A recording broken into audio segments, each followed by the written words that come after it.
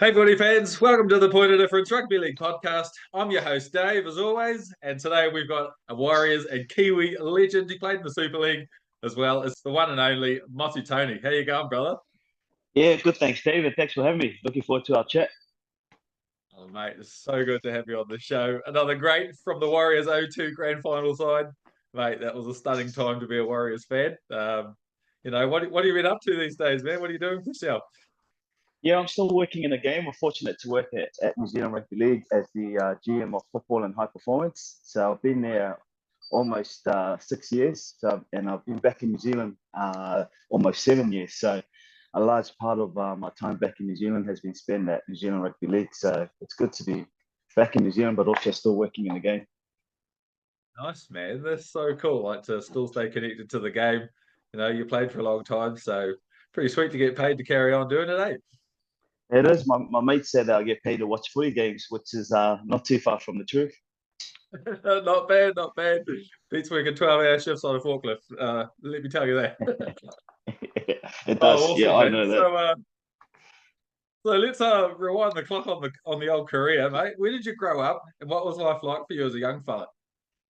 Yeah, my family and I, we started off in. I was born in Samoa, and then my family, my early childhood memories are being brought up in Mount Roscoe in Auckland, and then our family moved out to South Auckland to Mangere, and I started playing rugby league when we were living in Mount Roscoe. So I played at the Maris Club, and even though it was a bit of a trek when we moved out to South Auckland, we still did it. And I think it was 20 minutes, half an hour, to get to training. And we did that, for a long, long time. So I started playing when I was 6 years old and stopped playing. I eventually left Maris when I was 18 when I got to the Warriors. So stayed at one club, but it was back in those days where the barter card cup was around. So if you weren't playing first grade, you dropped back into the barter card. So I managed to get a few games here and there for Marist Richmond in the barter card.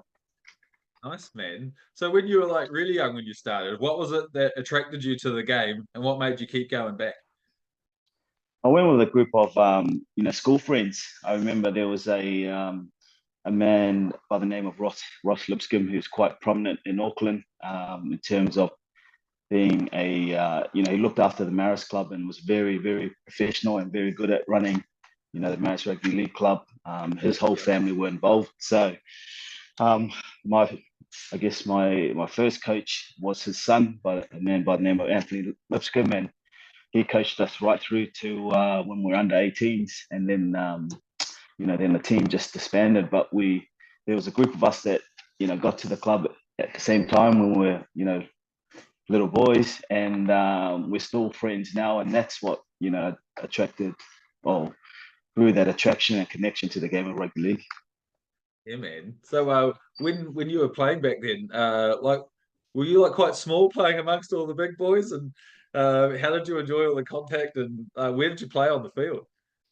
Uh, I think those days you just ran anywhere you could, really. So, but and I think it's probably a case of reverse genetics for me, as in I was probably one of the bigger guys when I was quite young, and then that Oh, just really? everyone started growing, and unfortunately for me, it didn't happen for me also. But I guess as I sort of grew up into sort of pre-teens and as a teenager, I always played at six or in the centres.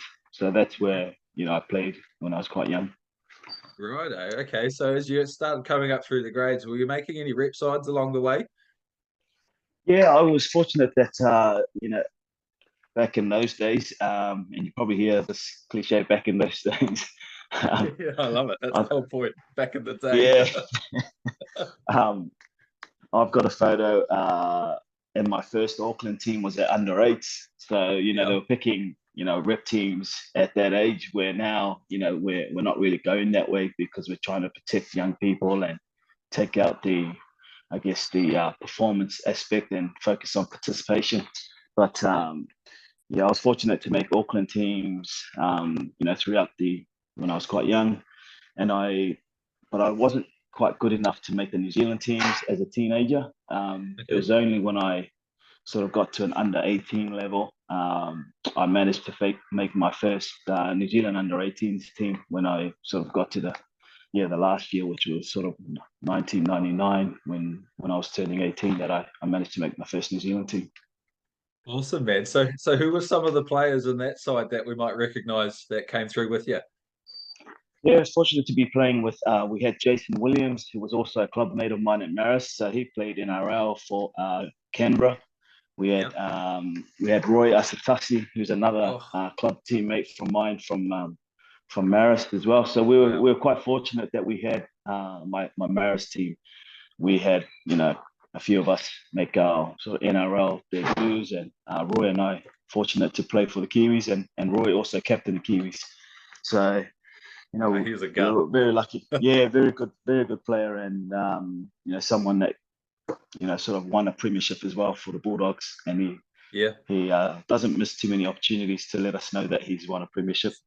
The big moment I remember about him actually was when he was the one that signed with South Sydney Rabbitohs, and then quite a few followed after him and pulled them out of the doldrums of being at the bottom of the ladder. Like 2006, I think they were bottom, and then he signed, and Nigel Wagner signed, David Kidwell signed, and I think they had Isaac Luke coming through, and they had these wonderful Kiwis going through the South Sydney side in '07, and they made the playoffs, I think. Yeah.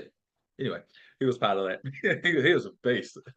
Yeah. Oh, he was, yeah, a very good player, and he, yeah, he was an old training partner of mine when we were, in our early teens, and we used to hit the roads and go running on the roads and try and get fit that way. But no, he was a Yeah. special player, and he done some special things in the game. Yeah, man. So speaking of fitness, were you like one of those fitness junkies as a young fella, or was it, or was that not your thing? Just love playing the No, game.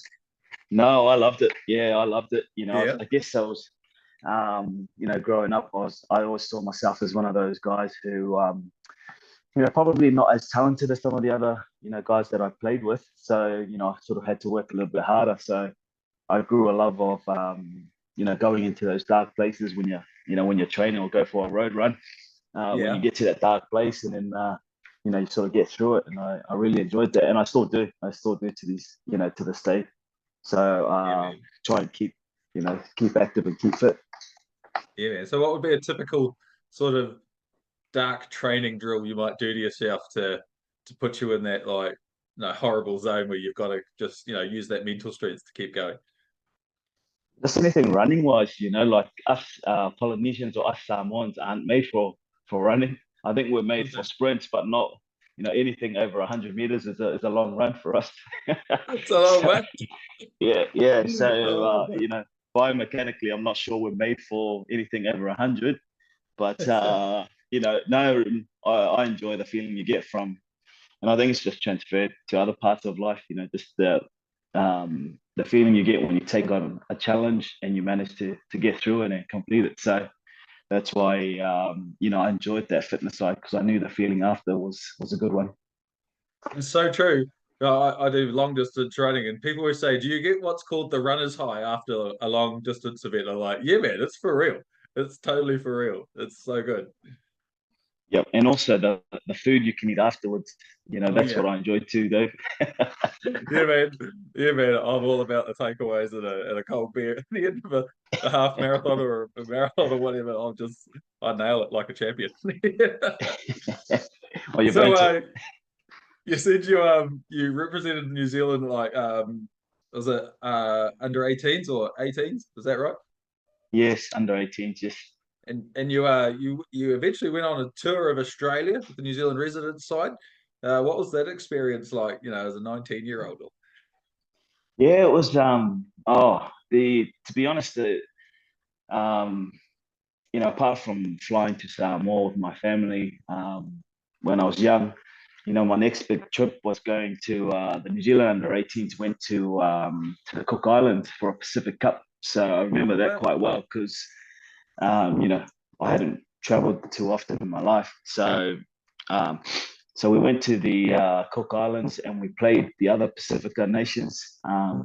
And the other Pacifica nations were under 19s, and we were under 18s. So you can Okay. imagine what it's like playing like Fiji and Oh, PNG, mate, who are built. Yeah, those guys are just built different. massive. And yeah, so it was a awesome experience. And then the following year, I was managed to progress to play senior football in the Barcard Cup, and I was very lucky to get selected in the New Zealand residents with some guys who were top community players in New Zealand, sort of not contracted to the Warriors, but I Yep. was fortunate to play with them.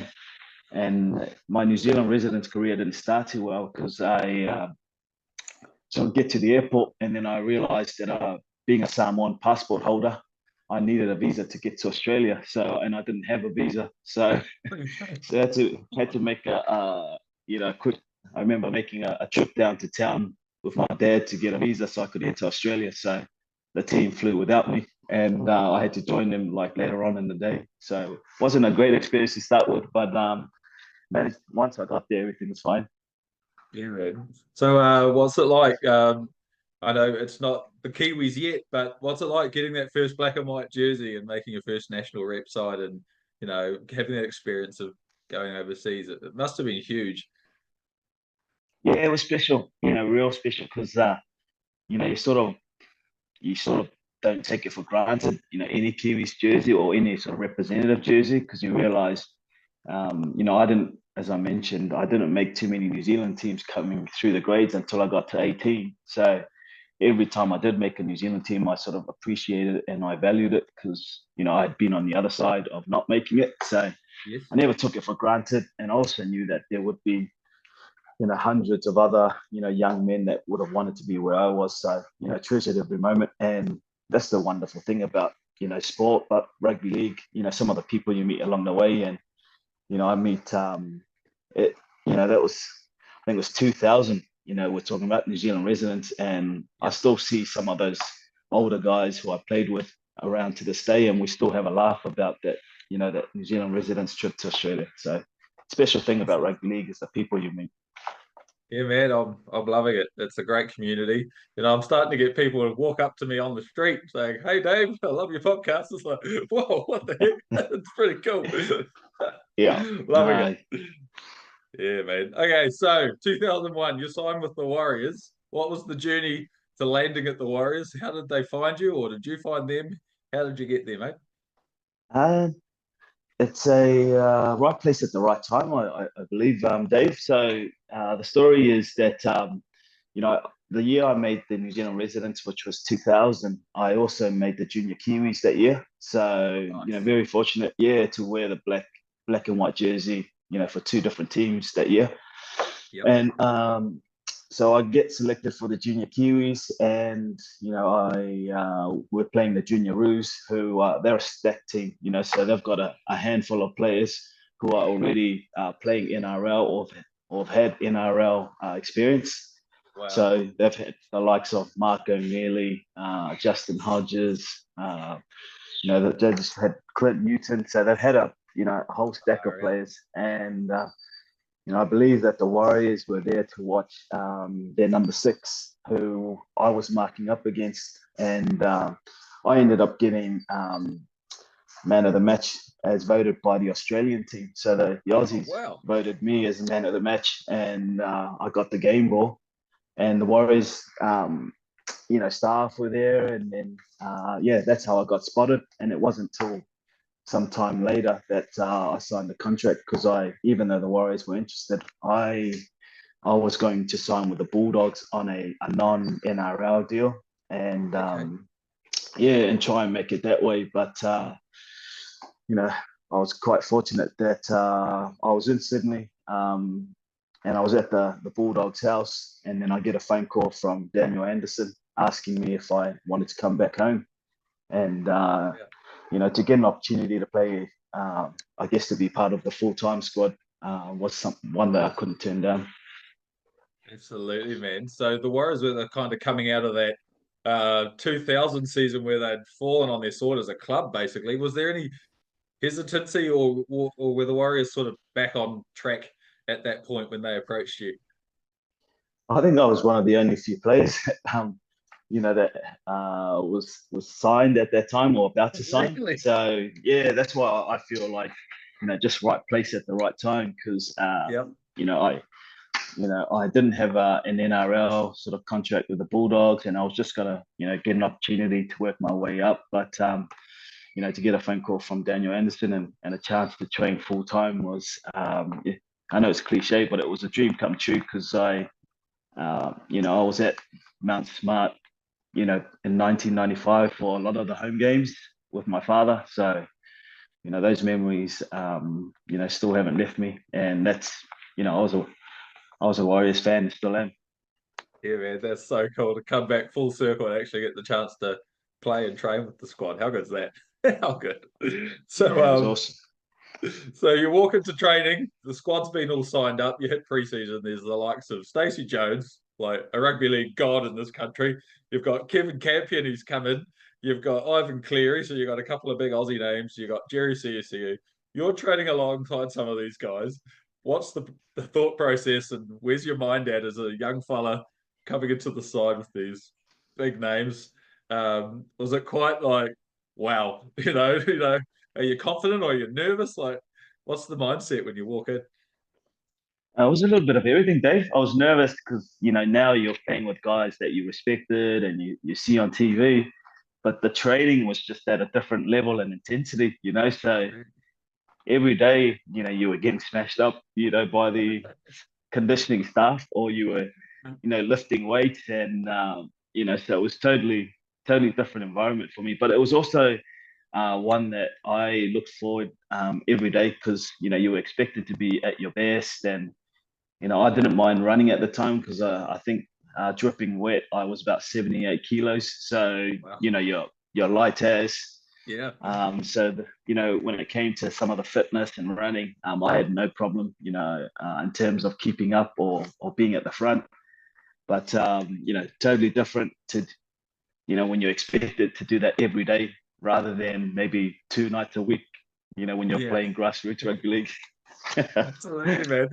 That recovery, like, to turn up the next day fresh, it's not the same, is it? It's not the same. Oh no, no, no, not at all. When you get run off your feet on a Monday and then Tuesday you're getting run off your feet again, and then they're expecting you to lift heavy weights in the afternoon after you've just been smashed in some sort of conditioning. So, but no, it was when I think about it, it was some really good times because that's how you sort of build toughness, but also connection to your teammates. Being I guess hammered every day in a preseason sort of training. Yeah. Was there anything in that preseason that stands out that just absolutely broke you? Was there anything good that they put you through?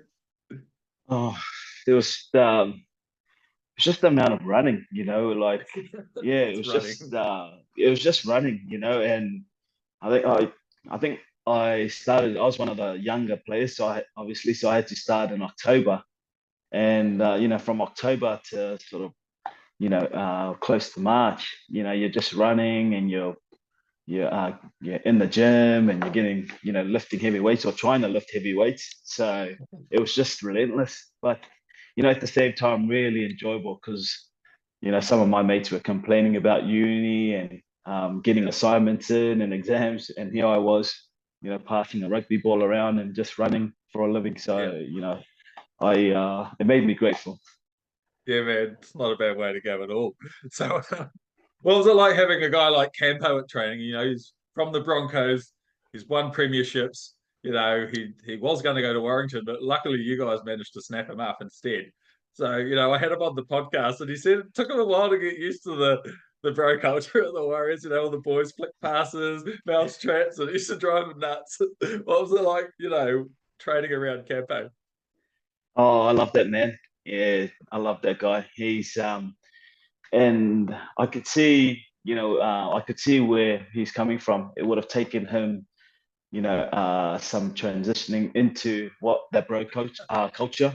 Yeah, Where some of us, we turn up to training, have a good laugh with our mates, but as you sort of the longer you're in the business, you realize that it's a job and you got to be on sort of every time. But I could yeah, see how you would get frustrated. But he Campo is he's one of those culture builders, those game changers. Yep. When I think of him, because what he brought to the Warriors was a humbleness, because he had won a couple of premierships, Yep. but um, he was also that humble that he wanted to understand how we ticked as young, Pacifica men or as Kiwis. He wanted to understand us, and then he used that to get the best out of us. So I remember one aspect of, and it changed, sort of my viewpoint on just being a professional was, I remember we had a pool session, and it was just wasn't anything hard or challenging. It was just recovering, and I I didn't go to the end of the pool and touch the end of the pool. And Yeah. he gave me a few choice words, but I didn't do it on purpose. I was just daydreaming and just turned before I got to the wall, and he gave me a real big serve about making sure I touched that end and being professional and, not taking shortcuts. So that's why I remember Campo Bay was, being in a pool, I daydreaming, I didn't touch the end of the lane, and then him, pulling me up on that. And it sort of reminded me about just the professionalism required, but also in life too, that you can't take shortcuts. So, I Yeah. have a lot of love for that man, Campo. Yeah, mate, he's an absolute legend. It's so good to chat to him too. So, brilliant, eh? Yeah. So it actually didn't take you that long to break into the side for your debut. Where were you, and what are your memories of being told you're going to make your debut for first grade for the Warriors? I I was at training with it was sort of like the captain's run, and I was meant to be 18th man, but I believe it was David Miles who had a wonderful career himself. Yep. He I think pulled out of the game because he was injured, and I was the next man up. But then once I found out I was playing, it was almost terror. I was terrified because I remember we were playing St. George, and Yep.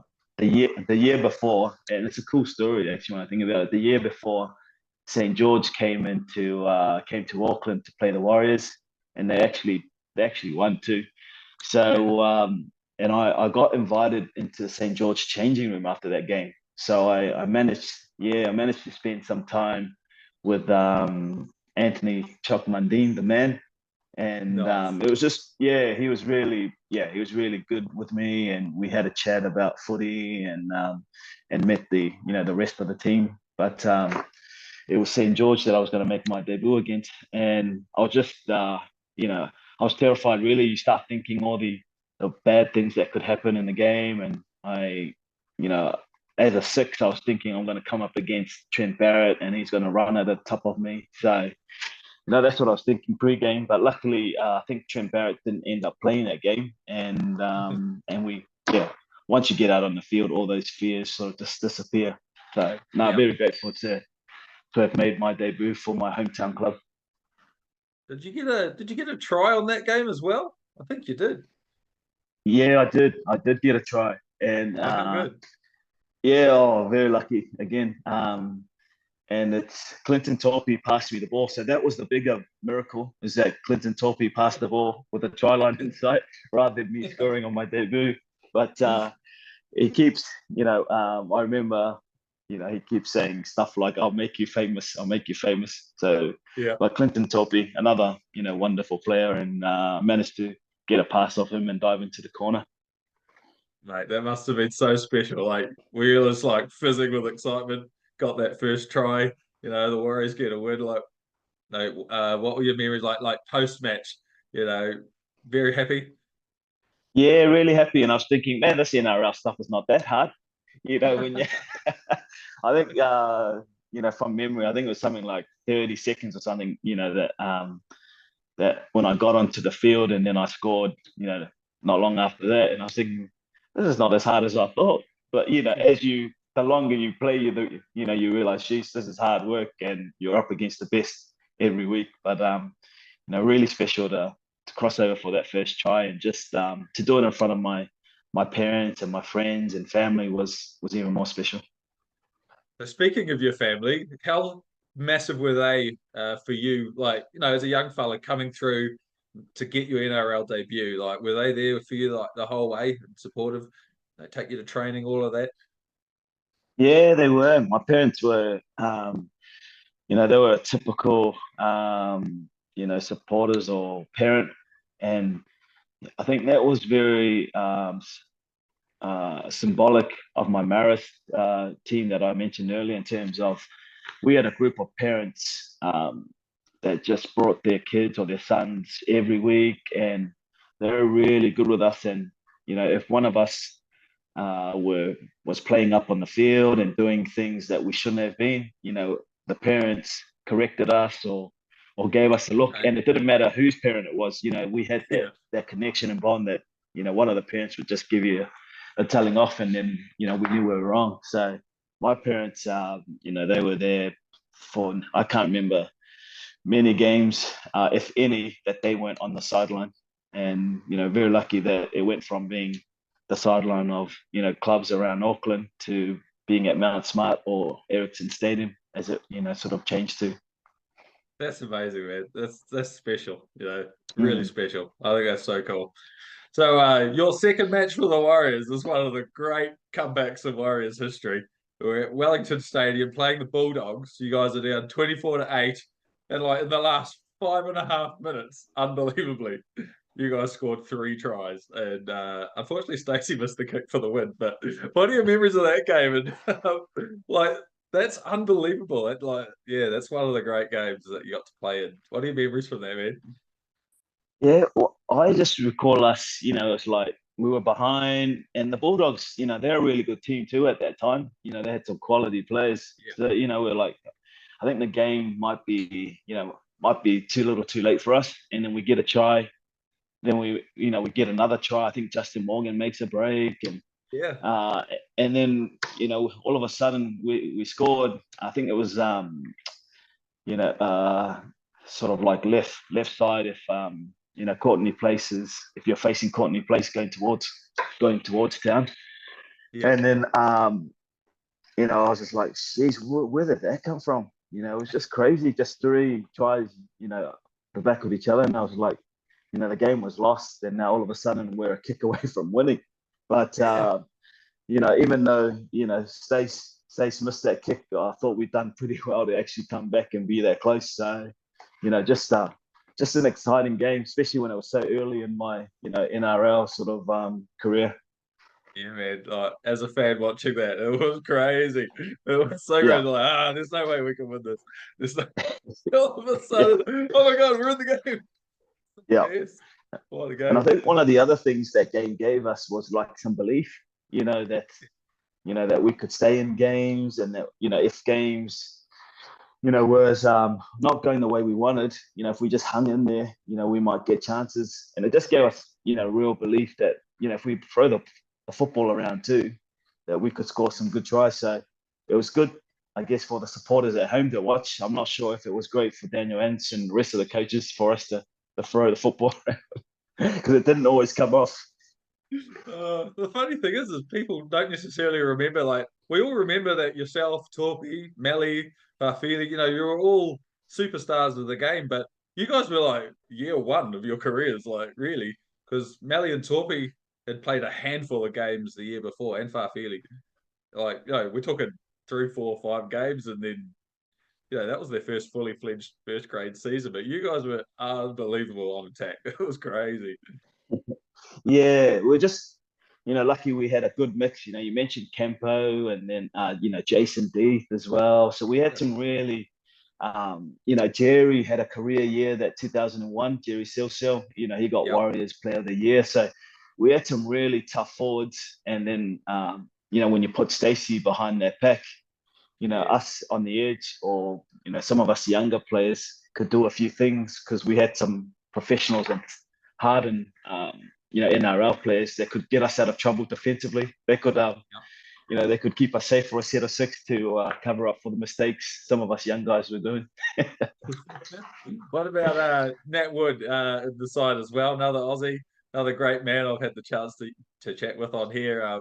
What did he bring to the side, and What was his pranks like amongst the team? Did you enjoy those? Oh, he was funny, and luckily, he didn't pick on us, young boys. It was mainly I remember him picking on the other Aussie boys, Yeah, Ivan, Cleary, Campo, even I think Big Took was on the receiving end. So, but Natty Wood, he was a real inspiration for me because he was a young guy, not young guy, sorry, he was a smaller guy. Who could throw his hands too. He was a good boxer, but he was fit, and really competitive and just tough, just really tough in terms of mentally tough. Um, I recall we had a training session one time, and it was we played a lot of con games at the Warriors. The early years, 2001, 2, 3, the time I was there. So we played a lot of con games where you got fit, but you were playing games to sharpen you up and sharpen your skills. And I yeah, recall one of the games was almost like football or soccer where you're man marking.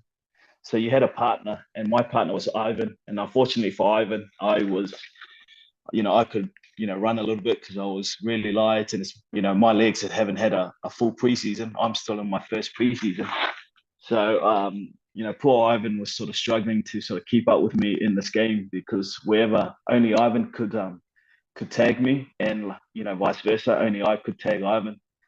So I remember they ended up changing me with Natty Wood because Natty oh, Wood, he was he was an energizer. So when he changed to Natty Wood, I had trouble keeping up with Natty, all of a sudden. And it was just, really funny that this older guy was just running circles around me. But that's just how fit and competitive he was.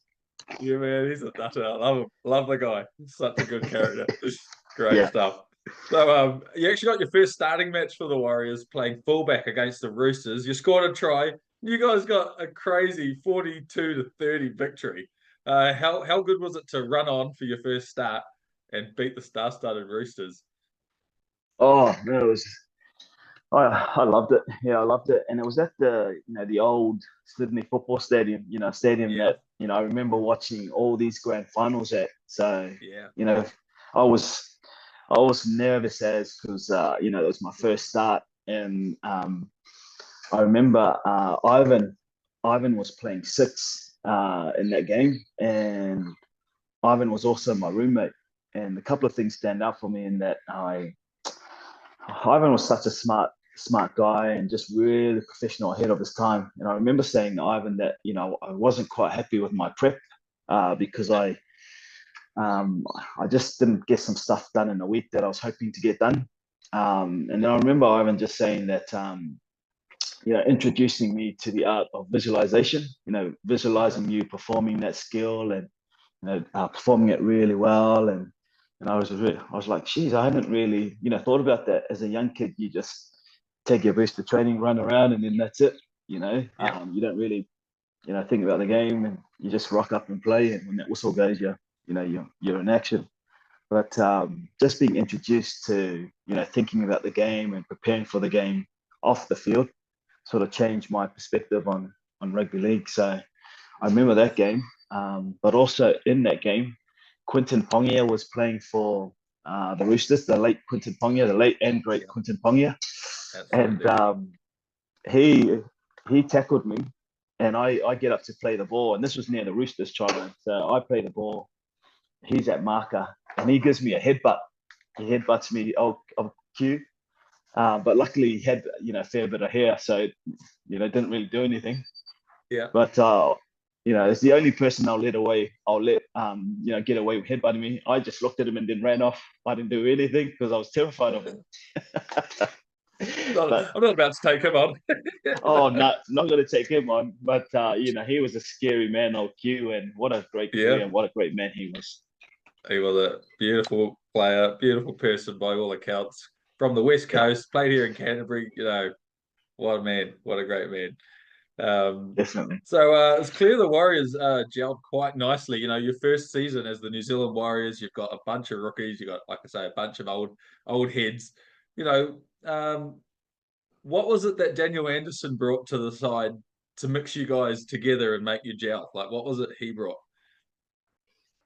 Daniel was very smart, and technically he was outstanding. Daniel.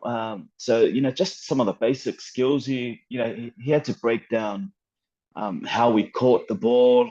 Um, you know, getting your hands up early, and the reason that you get your hands sort of away from your body and not let the ball touch your chest if someone's passing it to you is because it buys you time. So he's really smart, but at the same time, he gave us a bit of a license to back ourselves, and Nice.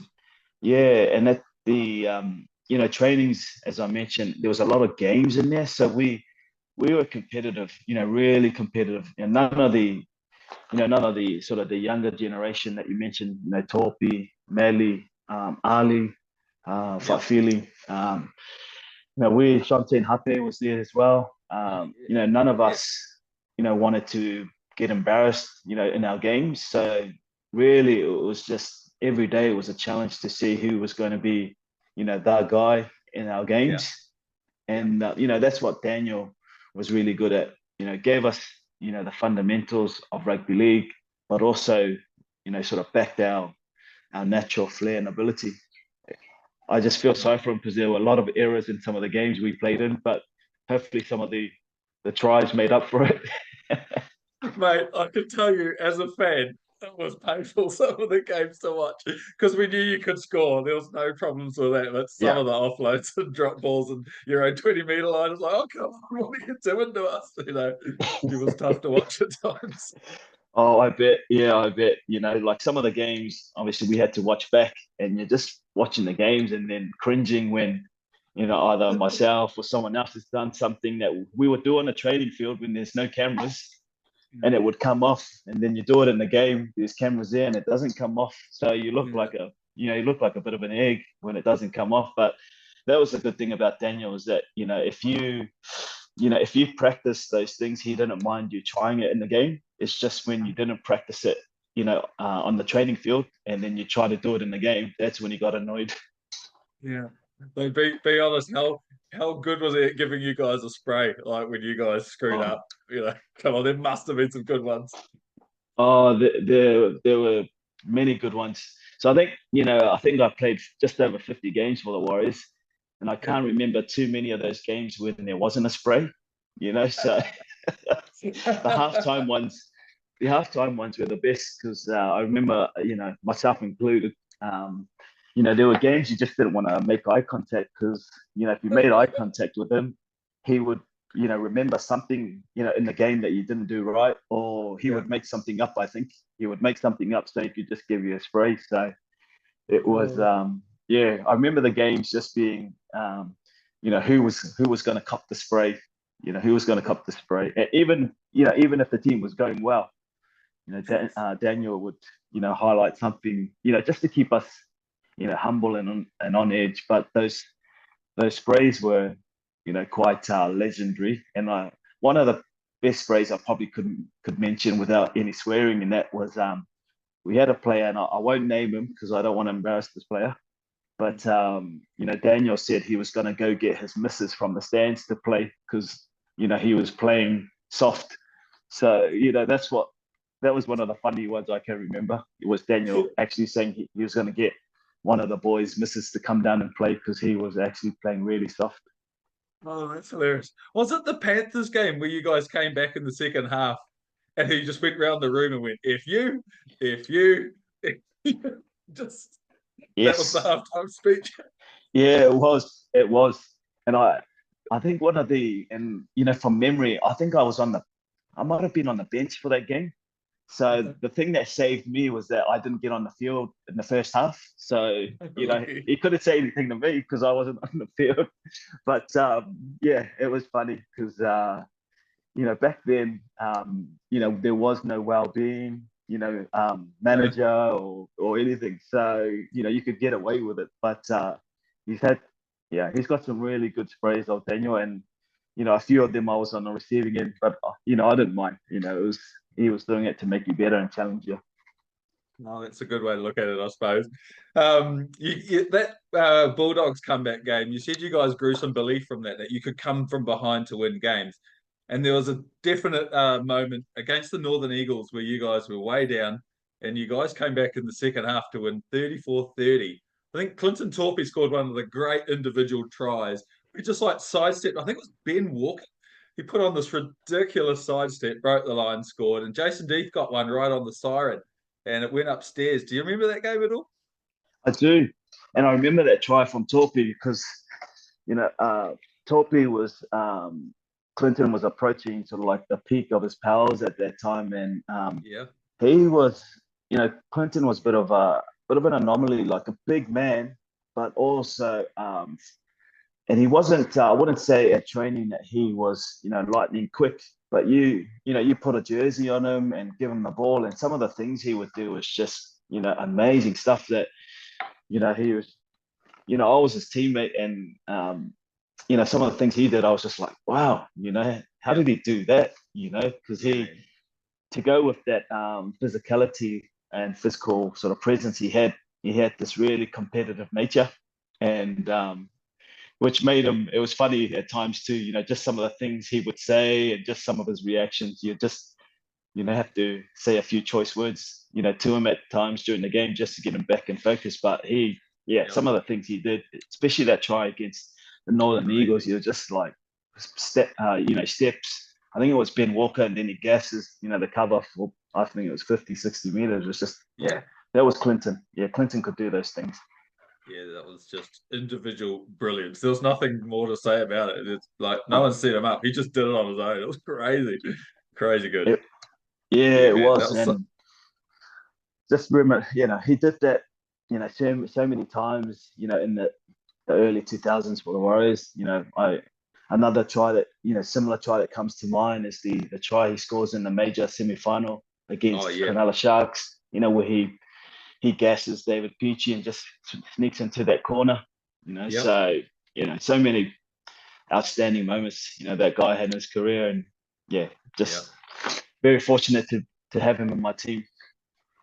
You guys all went hand in hand. So my question for you is, what do you think your biggest skill and attribute was for the team? Because from my recollection, what I recall you doing a lot, you'd sort of crab across field a little bit, and then you'd just hit that beautiful left foot step into a gap, and then you'd usually offload to someone like Torpy, who would hit it at pace, and off he'd go and do his thing. Like, what do you think it was you brought to the side? Uh, it didn't always come off like that, Dave. But There's plenty of I times. think, yeah, no, there were some good times, some real good times. But I think my ability to play different positions, helped Yep. my cause, helped the team, but it also helped me because it allowed me to, get into the team. Um, I like to think that, I had a bit of a team first mentality. If the team needed Yep. me to, play in a position or come off the bench or whatever it was, then I was able to do that. So, but I thought I had the best in the house for some of the, my time at the Warriors. You had Stacey just being Stacey and doing some Yep. outstanding things. You had, we mentioned Torpy, but Ali was starting to come into his prime, and then Yeah. we mentioned his name earlier, Francis Melli. 2001, 2002 was just establishing himself as one of the best wingers in the competition. So Yep. I feel like I had a really good seat, and I was just happy to be on that ride. Yeah, man. So, would you say, like you say, you're more like you're very versatile? Did it ever frustrate you, like that, say, a little bit further on, a year or two into your career? Did you want a permanent position in the side? Did you feel like you should have been a half or a fullback, or were you just still again just happy doing wherever you were needed? Probably a little bit of both, Dave. As I sort of got older, you wanted to find a home and get some consistency, but I couldn't quite find that in terms of the coach or Daniel wasn't sure where I sort of fitted in, whether I was Okay. a six, whether I was a fullback, but he wanted to play a certain way, and probably saw that my skill set wasn't the right set right skill set to play the way he wanted to. Okay.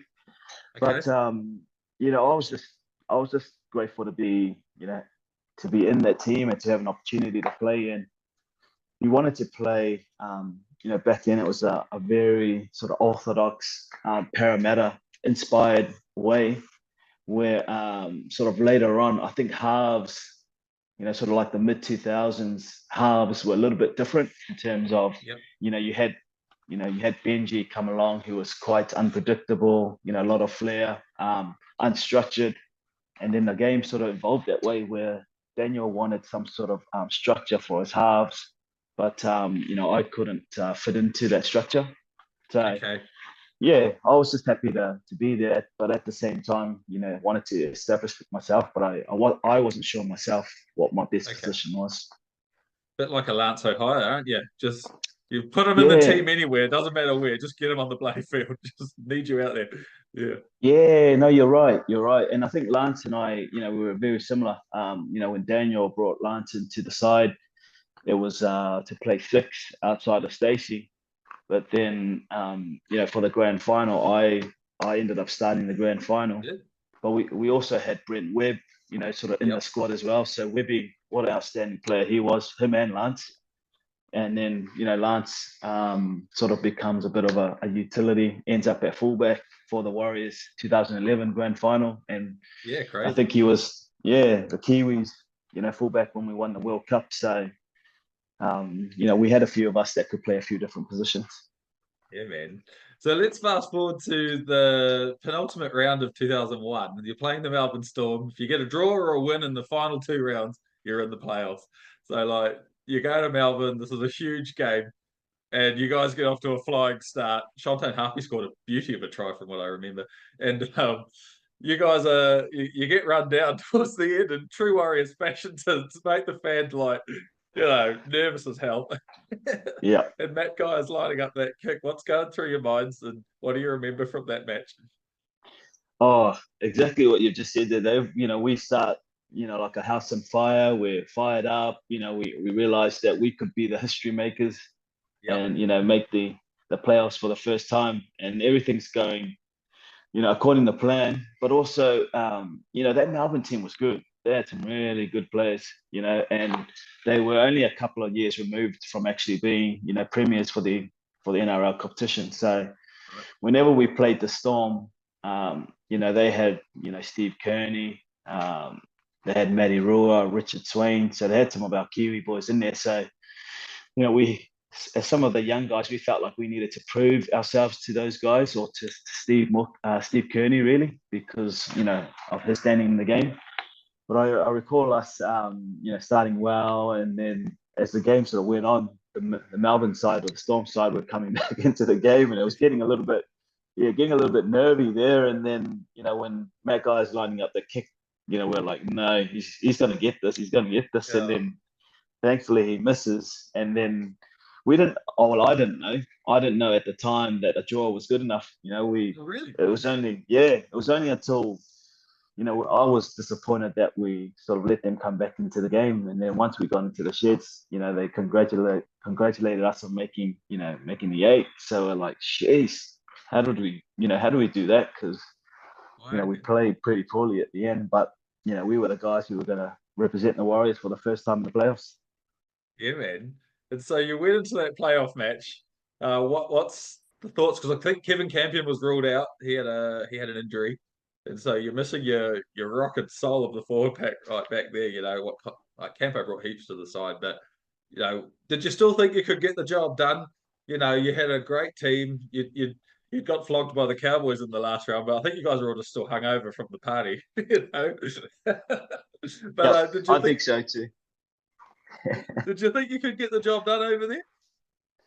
I did. Yeah, I certainly did. I thought, this we could cause an upset, and really sort of test ourselves against Para because Parramatta with, the high flying team, they had, They were great. they had David Solomona in there, Dave Vailiki. So they Yeah, were really traveling well. And then I remember the game because it was really hot, yeah, at the ground. So it was a daytime game. But as the game went on, their class just started to come through. They were just, relentless. They were yeah. fast. They were strong. But I guess one of the highlights for me in that game was I managed to score. So that You did. score the first points. Yeah, for Was the the tap. Warriors in a Yeah, yeah, it was a tap, and yeah.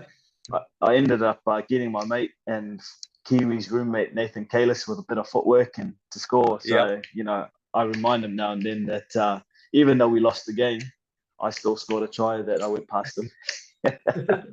You're actually the first ever Warriors player in the history to score a finals try, for the Warriors. That's a pretty cool stat. Yeah, it is. I like that, because Yeah, geez, man. to do anything, to be the first to do anything is pretty special. So it was just a shame the result was the result it was, but I was fortunate to get over that white line. Yeah, man. When you scored that try, because that was off a quick tap off a penalty, eh? Did you just think, screw it, I'm taking it? Yeah, I did. Yeah, and with it being a finals match, we had nothing to lose in terms of Nah. yes, we had the game to lose, but we weren't expected to win, and we were coming up against the form team of the competition. So, why not sort of die trying. Yeah, man. I think Waitangi Korfu scored a great try in the second half. He did really well. Yeah. After that, though, she was pretty rough watching. I tell you. Oh, it was. Yeah, it was. Yeah, it was really rough. And we quickly realized, yeah, cool. It's nice to be in the eight, but it would be nice to be further up in the eight because, Yeah. yeah, finals football is totally different to, your round robin stuff. So we quickly got a lesson that if we really want to, make a dent in this competition, you need to finish up as high as you can. Yeah, man. Because you could have finished sixth, I think, if you had beaten the Cowboys, but that really was costly in the end. Because you guys could have pushed further, I think. Yeah, no, agreed. And sort of reflecting on it, I guess our goal, 2001, it was always to make the eight, Yeah. was make the eight. And then I think, once we made the eight, and I'm not saying this was the case, it could have been, we've made the eight now, let's, relax a little bit. But, getting into the playoffs is one thing and really having a crack is another. So, we made the eight and, really set us up for the following couple of years that I was at the club. Yeah, man. Do you think that was the stepping stone, to going into O2 and you signed a few good guys on top of the squad you already had? You had like PJ Marsh come in, John Carlaw, and I'm sure there's a couple of others, but you guys went into O2 with some experience under your belts, a really solid season, and you still got roughly the same side with a few beautiful cherries sprinkled on top. Like PJ Marsh was unreal. Yeah, so what's the thoughts going into O2? Yeah, definitely. In terms of the confidence from being, in the finals and having, I guess a year of NRL, regular NRL football, sort of gave us almost a bit of a swagger. Some of us young guys, we thought, okay, this is what NRL is about. So, Yep. and, the training sort of went to another sort of level and intensity. So we approached the 2002 season with some of the additions that you mentioned, with confidence that, Yep. we had done, really well the year before. And then we were strengthening our squad. And the squad was also healthy, during the preseason, Okay. which helped. So, yeah, heading into 2002, we were confident, we weren't cocky. And we thought that, yeah, we made the eight and we could probably go a little bit higher than the eight, once we got there. Yeah, man. So another name that I could mention that came in for O2, that was Sione Faumuina. I mean, you already had Ali Lautini and you already had Logs and you had Campo, and then you add him to the mix, another offloading like legend. He could get a ball away, man. He was unbelievable. So, and then Brent Webb came in, as you said, bit of an unknown, but there was a stage in the season, I think, when Stacey was injured, and it was yourself, Lance O'Hire, Brent Webb, Clinton Torpey, all you young guys really stood up and led the team. That was Yeah. unbelievable. Oh, it was. Yeah, it was. And I remember the game well because I think we were playing Newcastle at the old sort of Marathon Stadium, and Yep. I was going to wear number 7, and I was hoping I would wear number 6 because number 7 was like all that pressure that comes with sort of filling in for Stacey, but also wearing his jersey. So it wasn't. Yeah. I remember that game well, and Lance and I were roommates, but I remember Lance just, killing it that night, and we managed to win, at Marathon Stadium, which Warriors teams didn't often do, and we Yeah. managed to do it without Stacey. So it's sort of, sort of grew the confidence, and the swagger and the ego even more for the team, that we could win with our main man. Our franchise player wasn't there, but we Yeah. could still win without him. And then, when he does come back, how good are we going to be? So, yeah, I remember being terrified having to wear that number 7, but, really happy that we won without him. Yeah, man. So just to rewind a little bit, you made your debut for New Zealand against France, so in 01, I believe, and you had a great win with the Kiwis. How special was that? And did it give you the confidence that you could step up and fill the boots of Stacey Jones, like further down the track, making your Kiwis debut? Yeah, the Kiwis was special, real special. Yeah, I grew up wanting to be a Kiwi because the Yeah, Warriors didn't come into existence until later on in life. But I remember watching the Kiwis play when I was really young, and hoping one day I would be there. And then um, the Kiwis team announcement was done a little bit different for my first year in the Kiwis. So no one was told they were going to be selected in the team. So okay. you had to watch Sky TV on I can't remember what evening it was, and they were going to read out the Kiwis team, and I remember watching with my family, this announcement, Yeah. and the first name they read out was my name because I was playing fullback. So they started Oh, in good. sort of order, yeah. So they read out Motu Tony, and they read out Marist. They read out the junior clubs, Yep. and it was just a surreal moment that Yeah. I got to share with my parents because we are all sitting around the TV where most moments, special moments in rugby league or in sport, you're sort of doing it with your teammates on the field or on the court or whatever sport it is. But this one I got to share with my parents, right then and there. So that was really special. That's beautiful, man. What are your memories from the game? Like running out, hearing your national anthem. I think you scored a try. That doesn't get much better, man. Like to make your Kiwis debut. Oh, I remember my roommate was Stephen Kearney, so they Yeah, put me with the most professional man in rugby league at the time, and yeah. I just I was a little bit nervous. I was nervous because Steve was so professional in his preparation for games. Steve had a notebook that he would write down his goals for training. He would write down the things that he was going to work on at training, in his own time, and Wow. then he would also review how he trained. So he would also look back at how he performed at training, and then he had a little stash of like supplements and sort of pills that would help him recover and perform. So I was just the kid from South Auckland that I ate whatever I wanted to eat, and so there was no reviewing training or preparing for training apart from just getting my boots in the bag and away I go. But it gave me again, just the education around being a professional and how you get better because he Steve had captain the Kiwis, won a premiership with Melbourne, and Yeah. was at sort of like the peak of his sort of playing career too. So I remember that, and scoring a try in front of my family and friends again was special to do it. My NRL debut, but also my Kiwis debut. Yeah, that's a pretty good set of tries to have there, man, in the old memory bank. That's pretty amazing, eh? Pretty good. Yeah, lucky, very lucky. One quick question about Stephen Kearney. Did he set alarms at night time to hydrate during the night and wake you up? I think he did. Yeah, I think he did. And but I probably I probably was still awake when he was sleeping. And I because he had to get his 8 hours in. So where some of us younger boys, we wanted to hang out as late as possible and sort of maybe sneak off and get something to eat. Yeah. So yeah, no, none of that. None of that surprises me with Steve because he was that professional and thorough. Yep. Yeah, and just a quick story. Steve and I managed to play together in the UK for Hull FC in his Nice. last year of his career. And I remember Steve telling the trainer at the club that he wasn't working us hard enough because Steve Steve wasn't sleeping 8 hours. So Steve's theory was that because he wasn't sleeping 8 hours, the trainer wasn't working us hard enough.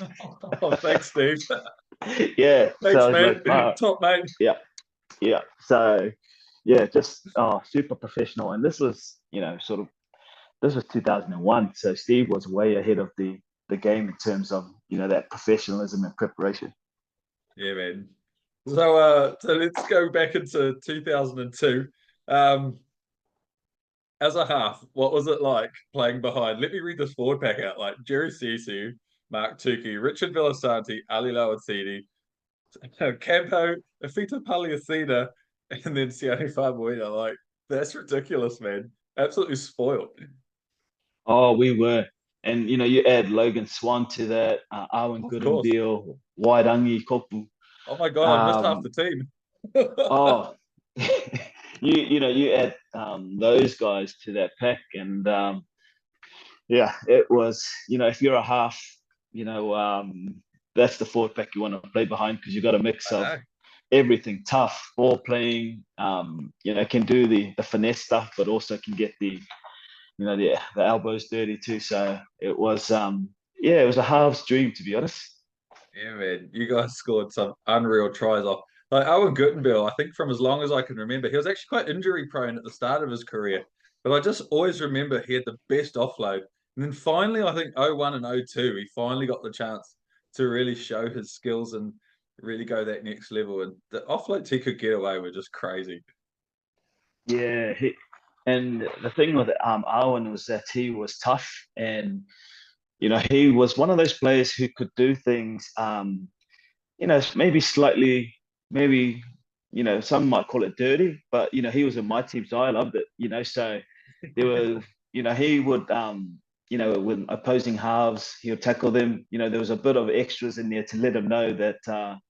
If you want more of that, you should run to the other side, or you were in for a long day at the office. So, Owen was Yeah. tough, tough, and like you Yeah, say, man. he could also play football too with a pass or an offload when he needed to.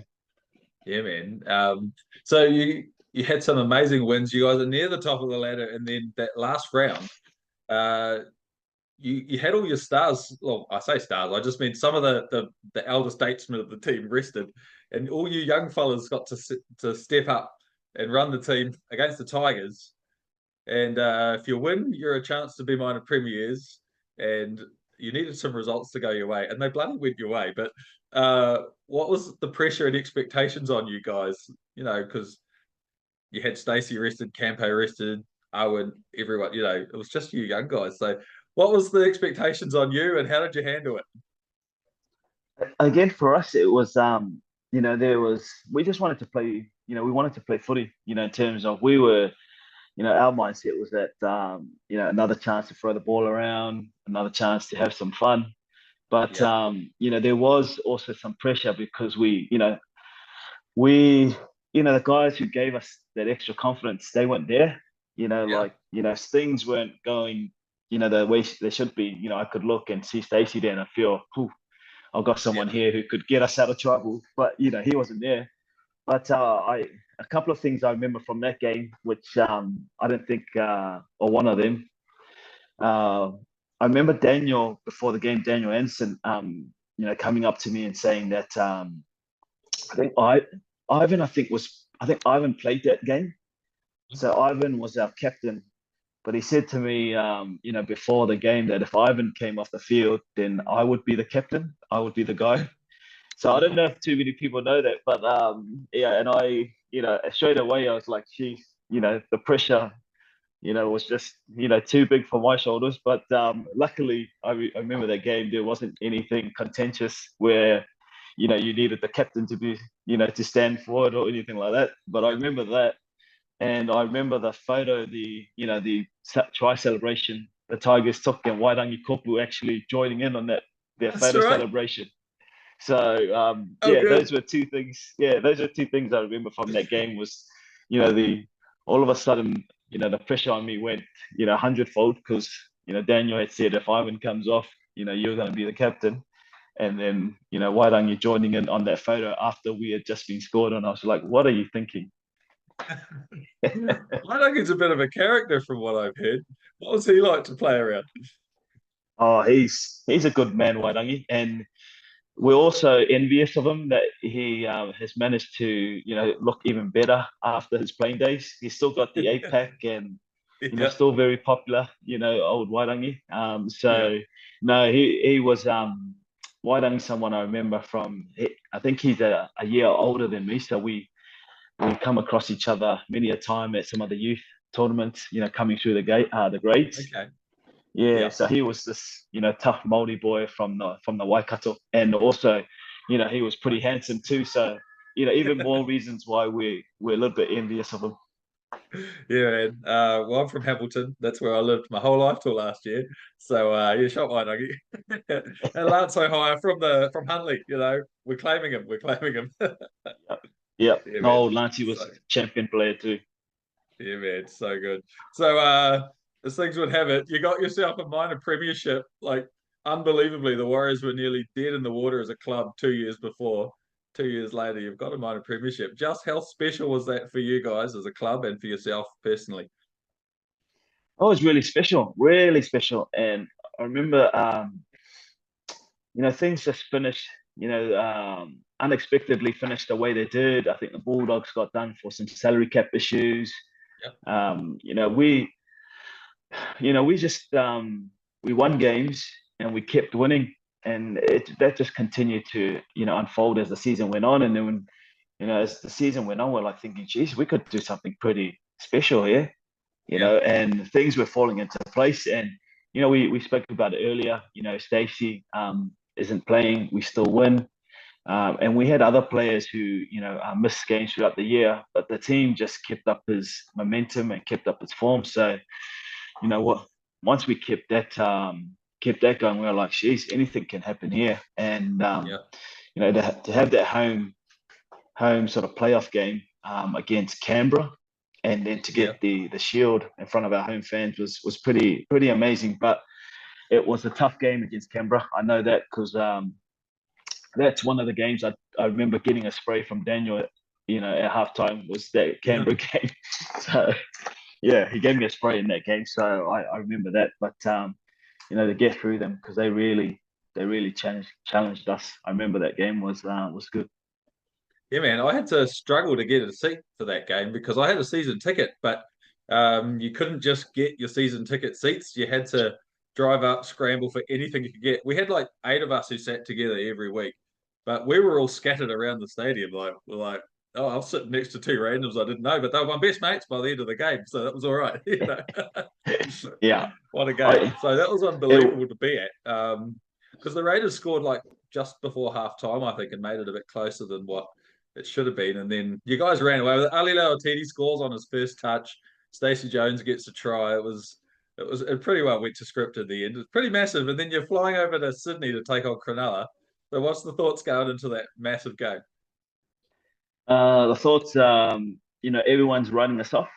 I remember the thing we had a week off and then we play. We're getting ready to play Cronulla and we were the minor premiers and I remember this well, but no one sort of gave us a chance of winning that game, even though we had finished sort of top of the table. Yeah, So, crazy, eh? again, it was crazy. And I think that was the same game where Eric Watson, the owner at the time, was giving away the free tickets Yep, for the game if you had a New Zealand passport, I think it was. So that's the it one. was just, yeah, it was just a crazy, crazy time. And, in us, with us being in Australia at the time, we were sort of isolated from what was happening back in New Zealand. But, we were getting, I guess, written off in Australia. So, we went into that game with a bit of a point to prove. Yeah, man. And so like the game kicks off like there's this epic crowd. It's like Warriors chants going off everywhere. And then unbelievably, Paul Mellor gathers a kick and he goes to offload, and you unbelievably intercept it with sticking your hand out. It like sticks to you like Velcro, mate. And then you just scamper off and score. How did you know he was going to throw that ball? And what do you remember from all of that? What I remember from that was actually the play before actually. So it was from I think there was a scrum and then that play happens. But I was more nervous because I kicked the ball to get us that scrum just a couple of plays before. but I was Okay. more nervous because when I kicked it, I thought I kicked it, overcooked it, and I thought, Jesus, this is going out on the full here, and it just bounced inside of the line. But so I was relieved from that. But I think it was myself and Francis Melly. A couple of plays later, we were sort of tackling Paul, who was later going to be a teammate of mine in the UK. And yeah, I could just see him trying to pass the ball, and instinctively I just put out my hand, and then I realized, geez, this ball is up in the air, and I'm a chance of getting it back here. So like you said, it just stuck. And then I remember once it stuck, I was like, geez, this 20 meters or whatever I had to run, 30, it seems like a long, long way away. So, I scamper off, but I was just like, I was emotionally tired from that moment, from that play. And I remember sort of diving short, but bouncing over Yeah. the try line. And That's the one. I'm, yeah, I'm trying to, sort of gather myself. And so I put my head down on the ground and just try and buy me a few seconds. And then I believe it was Richard Villasanti. He pulls me up from the collar straight off the ground. So here I am getting choked by one of my own players. But it's always nice to score in big games. So yeah, another one that I'm sort of grateful that I was able to do. Mate, oh mate, like again, as a fan watching that, holy shit! I was like, oh my god, oh my god, we got one. That's so cool. Oh, that was an Yeah. amazing try. And then Clinton scored Torpy, like you said, he scored that unbelievable solo try. And you know something funny actually? I was watching it at my friend Glendon's place, and we had a whole room of us, and no ball. It was raining in Hamilton, and back then everyone had the Sky Dish on your roof to get Sky Sport, Yes. and it was pissing it down, and the TV cut out when he made the line break, and we had no idea what happened. And then we turned the TV back on, but it finally came back to see we'd scored. I was like, what the hell? We missed it. Yeah. Oh, geez. Unreal. What a time to Yeah, go off. What a time to go we off. had we had no idea. We're like, what happened? Yeah, what a try though! What a try! And then like the Sharks came back in the game. Kamali worked his magic, and Paul Franze I think got a try, and then Stacey Jones did his thing, and Carlo goes over for the winner. Like, did you know? Like, because that was like the perfect 80-minute game for the Warriors. Did you just know you were going to win that game? Yeah. It was just one of those through the season we had built confidence, and you know, in the big moments we felt that we could come out on top. And in the big games we felt, this is where, we've got some special players. And, you know, the players that we have, you give them the ball, anything can happen. We had Yep. like we mentioned, a Clinton Topi, we had a Ali Lautiti, and obviously we had Stacey. So, Yep. those three options were pretty good, Pretty handy, so eh? yeah, really handy. And but we also had some, sort of terrific talent, like a John Carlo, unsung Yeah. hero, but He just, goes under the that, radar. oh, he does go under the radar when we talk about the, Warriors teams from that period. But no, we were confident. Yeah, we were really confident. And the kick that Stacey put through for Carlo was something that had been done the whole year, and we had worked hard at training. So he scored it in that game. But it was just another game for us that we were, very lucky and fortunate that we had come out on top, because the Cronulla Sharks were coming home Yeah. strong. And I just remember some of their younger players who were around, Greg Bird, I think, was playing Paul Gallen, and we're all sort of around that same age group. Yeah. And, there was a lot of trash talk, after, during the game, but then after the game, we had the smiles, and unfortunately those boys, weren't too happy. Good stuff. Good stuff. So you're going into the grand final, man. Motu Tony, how's the build up to the game? Your first ever grand final. It's come 2 years into your career. Like, are you pinching yourself? Oh, it was crazy. It was madness. And I think the moment of madness started when we got back to Auckland after that Sharks game. Um, Yeah. Usually when we get back home, we just walk out of the airport, but we had to actually get, sort of like a speaking to and a warning that there's a few people outside, so just stay together, and just be careful when you get out there. But I didn't know that a few people was the whole airport. So the whole arrival section in Auckland Airport was, sort of packed with people, including my own family who who'd never come to the airport to welcome me home, but they were all at the airport to welcome the team. So that was a a special moment to get back to Auckland and so many fans and supporters there. And that grand final week was hectic. We come back to Auckland. I think we spend a few days in Auckland, and then we have to fly back to Sydney for the grand final breakfast and the build up. So just a hectic week that went by real quick. Yeah, man. And so you get to the grand final, you're running out. The crowd must have been phenomenal. Like, did you take a moment to stop and look around and just take it in, or were you just like fully focused and let's just get the job done? It was a bit of both, actually. I took in the moment, but then I also realized, it just felt like yesterday we were playing the Sharks, and now we're back again playing another game. Yeah. It was just a hectic week, but special moment too, in terms of, these are the games you watched when you were young, and when you're a follower of the game, and follower of rugby league, and now you're actually in it with some of your best mates. So, really special moment. I took my my girlfriend at the time, who's now my wife. She traveled over with my father, so Lovely. they were both there to support me. So it was awesome. Yeah, real good to get an opportunity to play in the grand final. Yeah, man. And as you said, you were selected to start at 5'8". Pretty special to wear a starting jersey in a grand final. They don't come around every day. And the game didn't go your way, unfortunately. And but what are the memories for yourself personally during the game? Like, where were you when Stacey Jones scored his unbelievable try? And what did you hold dear from that match, even though the result didn't go your way?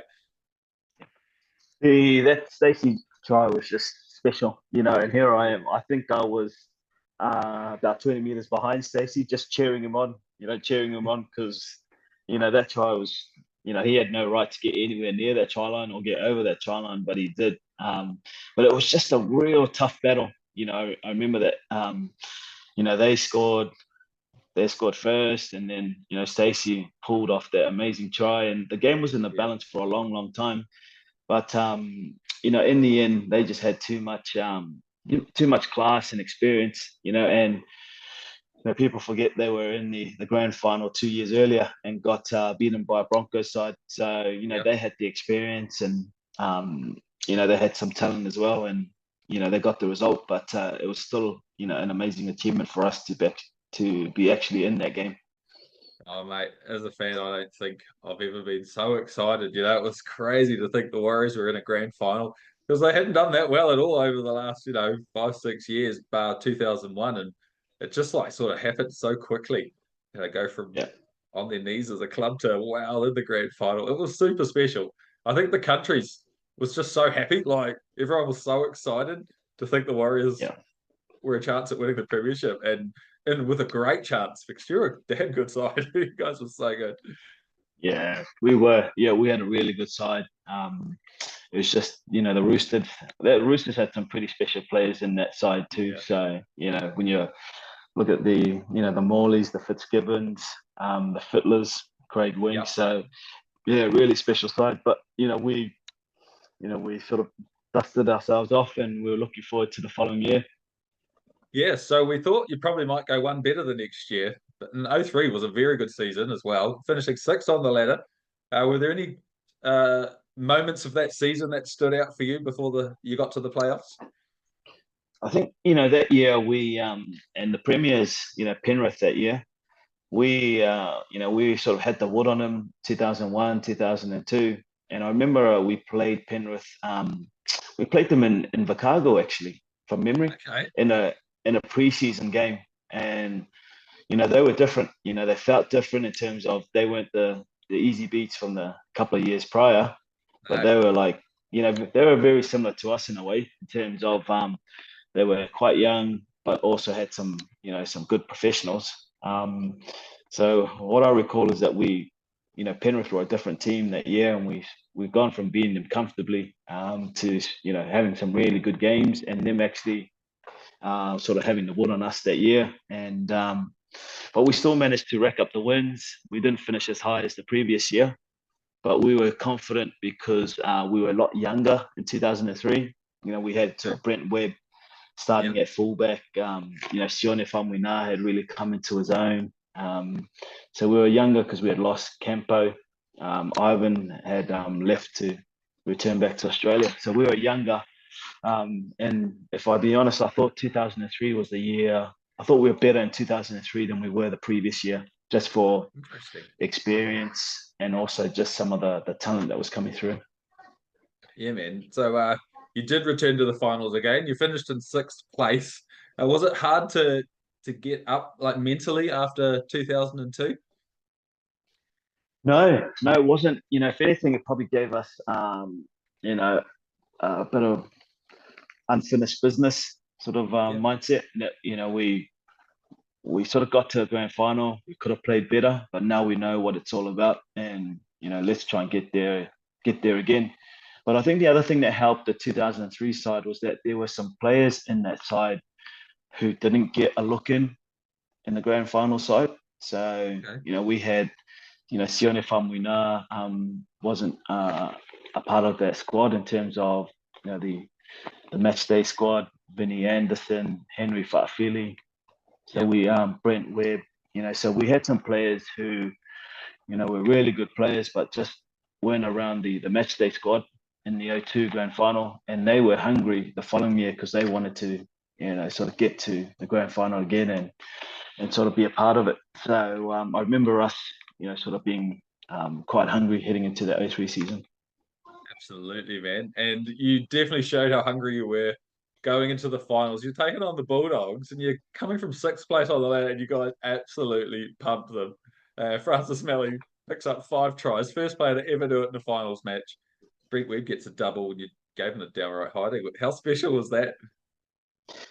Oh, it was just one of those games that everything that we sort of touched sort of midway through that game sort of came off. But I played that game, but I wasn't meant to be a part of that game. So I was coming back from a broken thumb, and Okay. I remember Tavita Latu was meant to be on the bench for that game, but he got sick.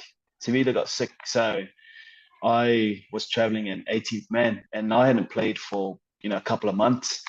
Yeah. Um, so I get promoted to play hooker, and I think um, I think Brent Webb gets Sinbin. One of our players gets Sinbin in that game, and then they put me on, and I hadn't played for so long, so I was horribly unfit or not match fit.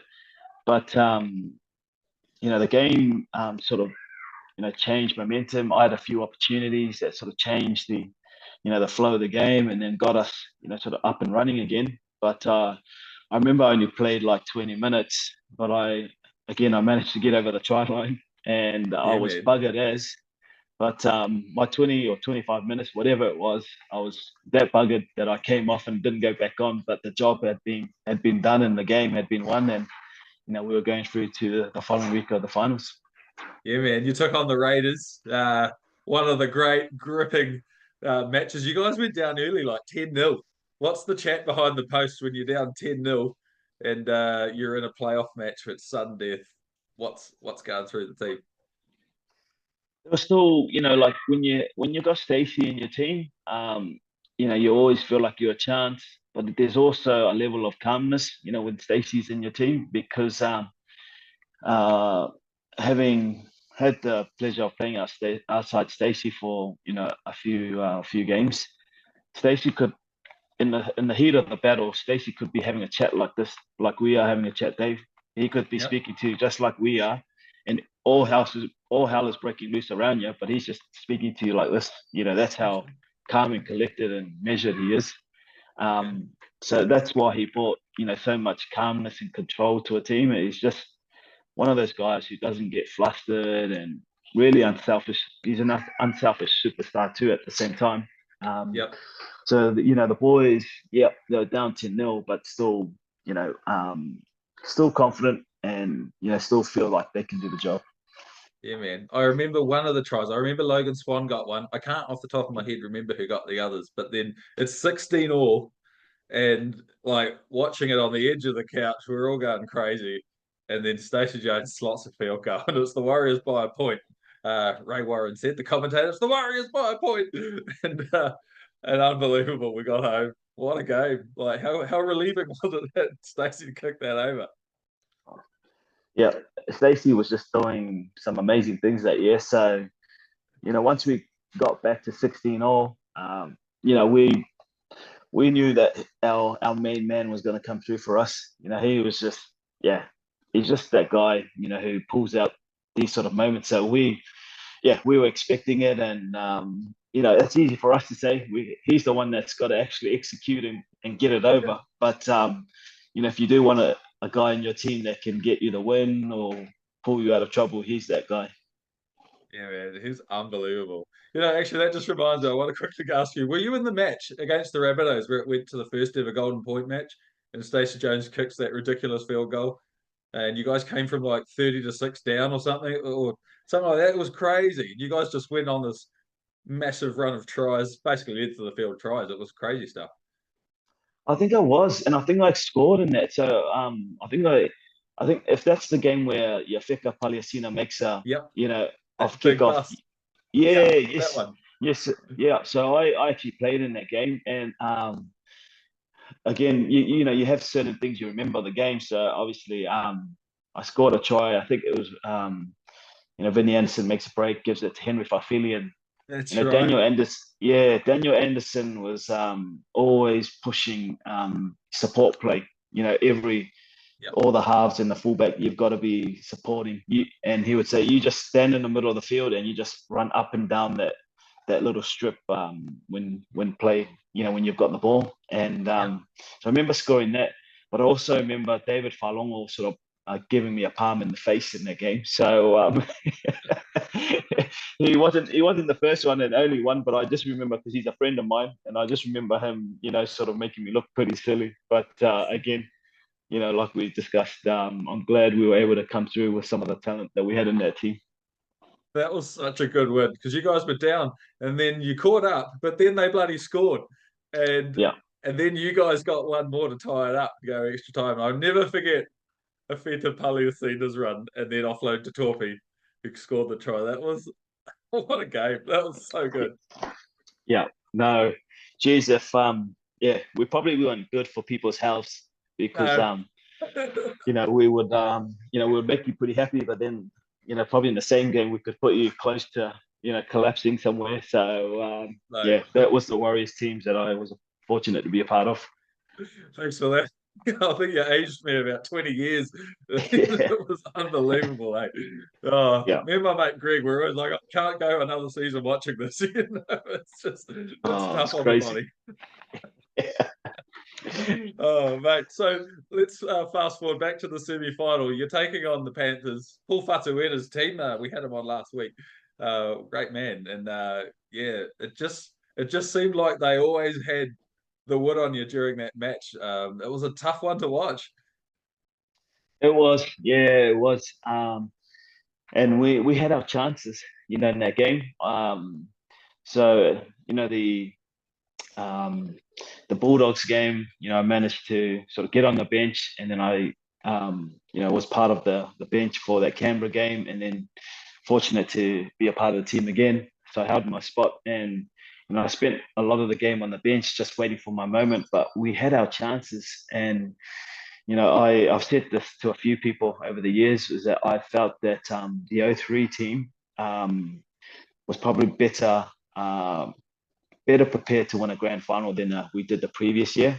Um, Yep. we just couldn't get there. Yeah, we couldn't get there. And I recall from memory, I think Brent Webb wasn't 100%.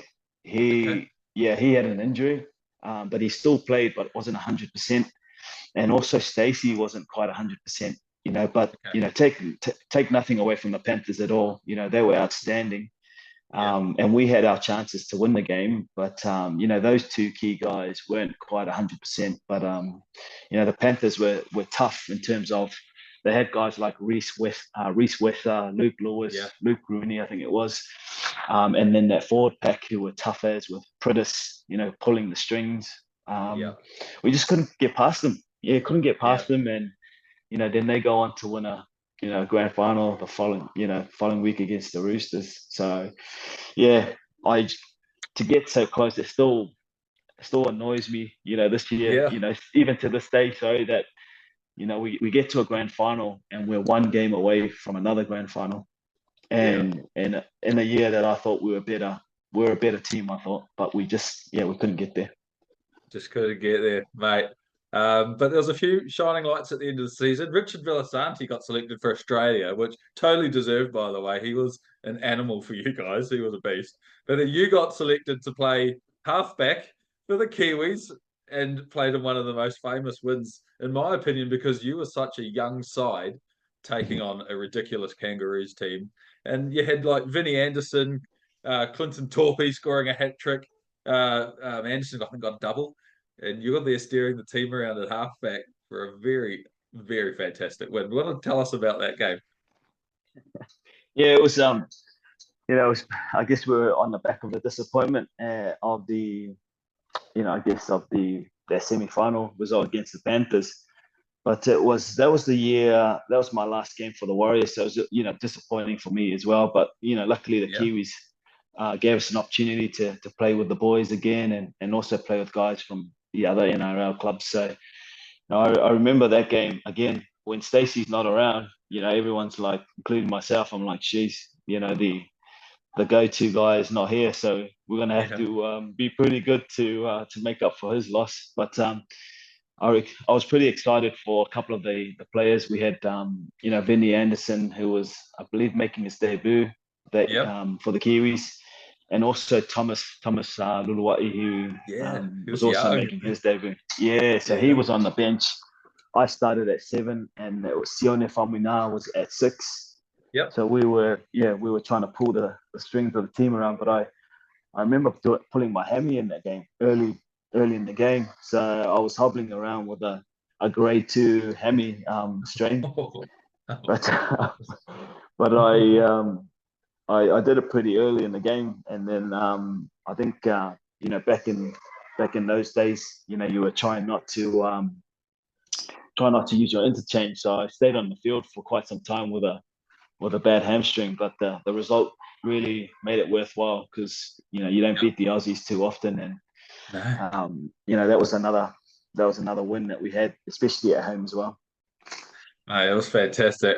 I got to be honest, I didn't give us much of a chance of winning that one, but man, what a game! I had to eat my hat really. It was unbelievable victory. I just guess because history says we don't win many, and then had a lot of young blokes in the team. And you all just stood up 10 foot tall, and yeah, what a game! What a game! Clinton Torpey had one of the best games. Didn't he score like this ridiculous, like really long length of the field try? I think off an offload that he took, and he beat a gazillion guys and scored. He did Clinton Torpey stuff. That's what he does. Oh yeah, he could score a try, Clinton. He could really score a try, and I couldn't score the tries that he could, but I used to say that I used to do some of his tackling. He'll score the tries, and I'll do some of his tackles. And I'm not saying I'm the world's best tackler either, but yeah, it was just my way of keeping him humble. That's the way. That's the way. So, end of 2003, you're leaving the Warriors to go to the Broncos, and the question is why did you leave the Warriors, and how did you end up at the Broncos?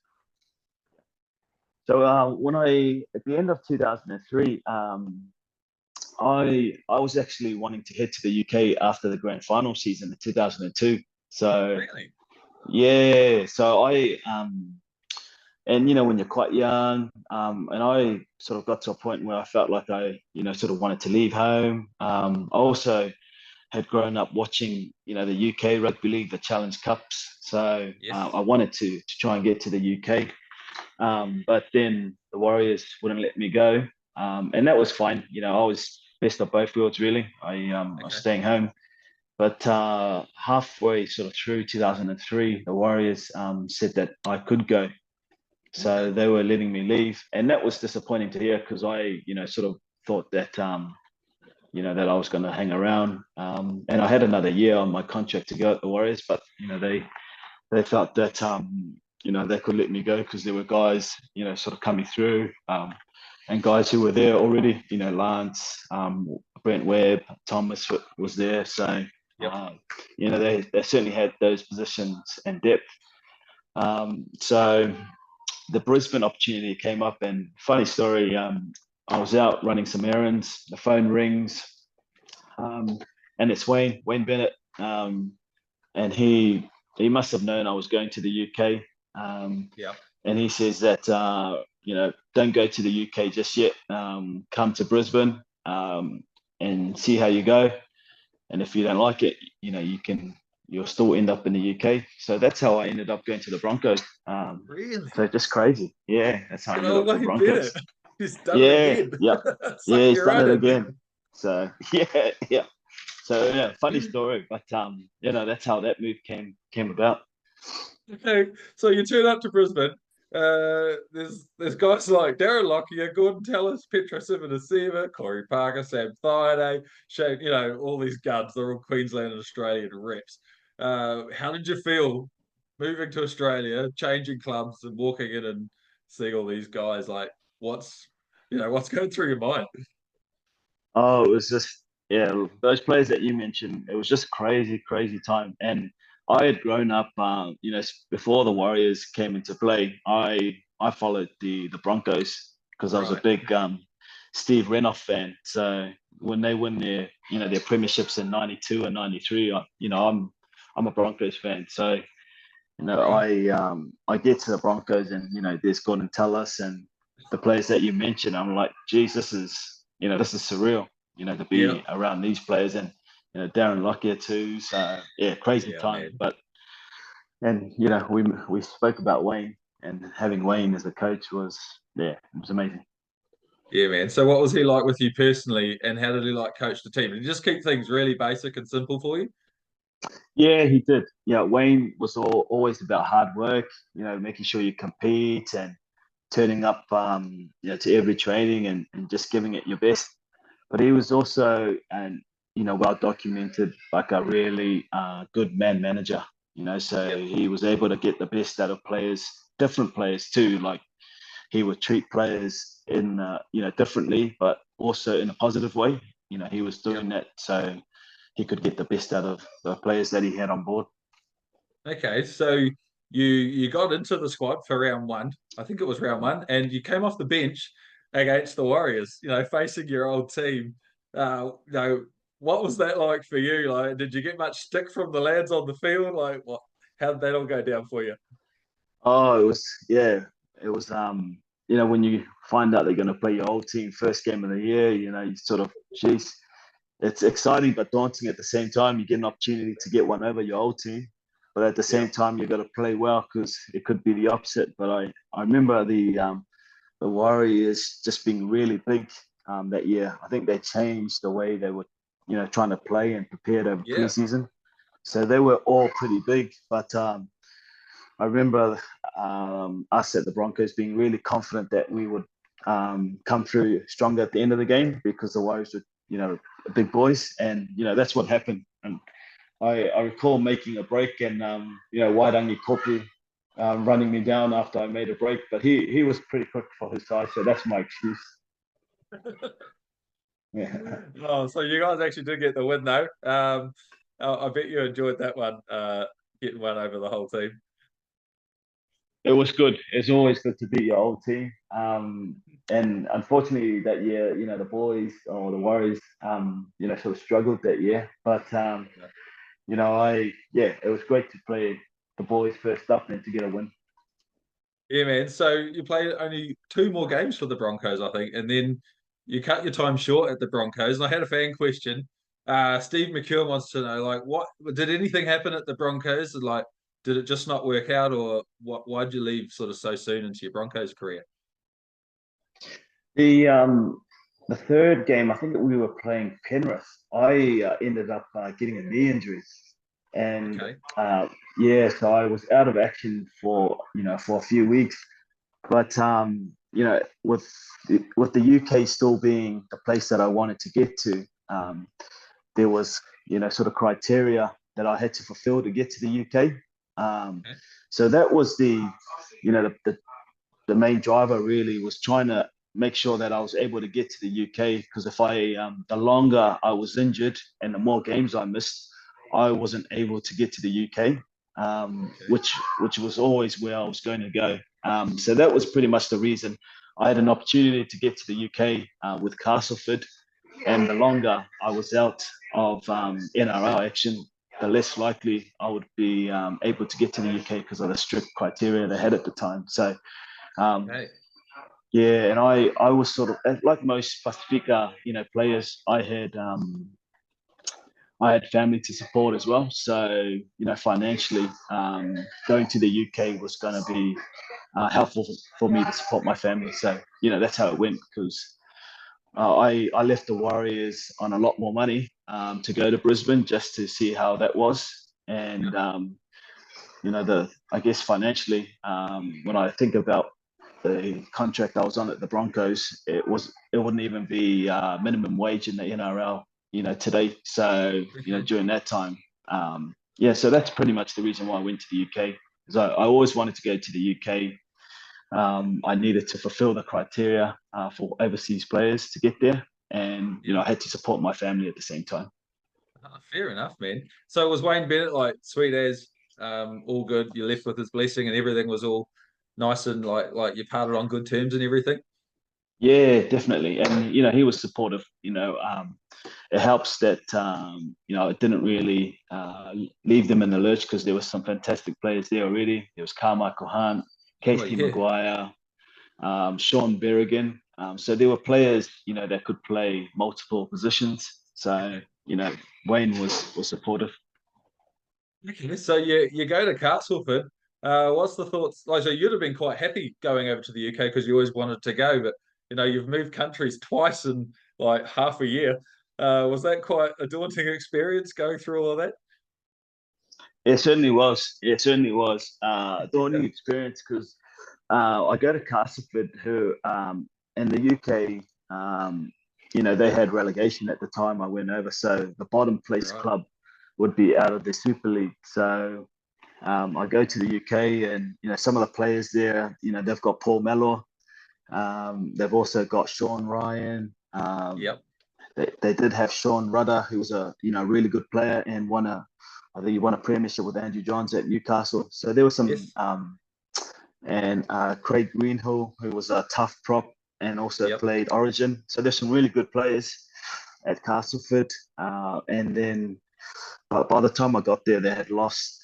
I think they had lost 12 games on the trot, and were trying to Oh, stay in the Super League. Yeah, so it wasn't the good place to be in terms of the winning culture. But I went there and met a great group of guys. It was just that too much damage had been done beforehand, and unfortunately for me, I picked up another knee injury when I got to the UK as well. Once I played about 7 games, I believe, and then yeah. my knee injury flared up again, so it didn't quite help. And Casford ended up getting relegated later that year. Okay. So what happened after that when they got relegated? So because you moved to Hull, did they Yes, come knocking on your door for your signature, or did you go looking for a club? no, very lucky. Richard Swain was at Hull FC at that time, and Okay. Richie Barnett was also at Hull FC. So, and Richard Swain was my roommate on the Kiwis 2002 tour. Right. So, yeah, so very lucky that Richard Swain and I were good friends, and he sort of mentioned to the whole club that I was looking for a club because once you get relegated, everyone becomes a free agent. Yes. So Okay. yeah, I was a free agent, and then luckily I got signed up by Hull FC, and spent a few years there. And at the same time, Nathan Blacklock got signed to Hull FC. Steve Kearney Yeah. was arriving, so those were the big two signings, and I crept in on the back of those two as well. Yeah, man. And then it didn't take you too long to find some success.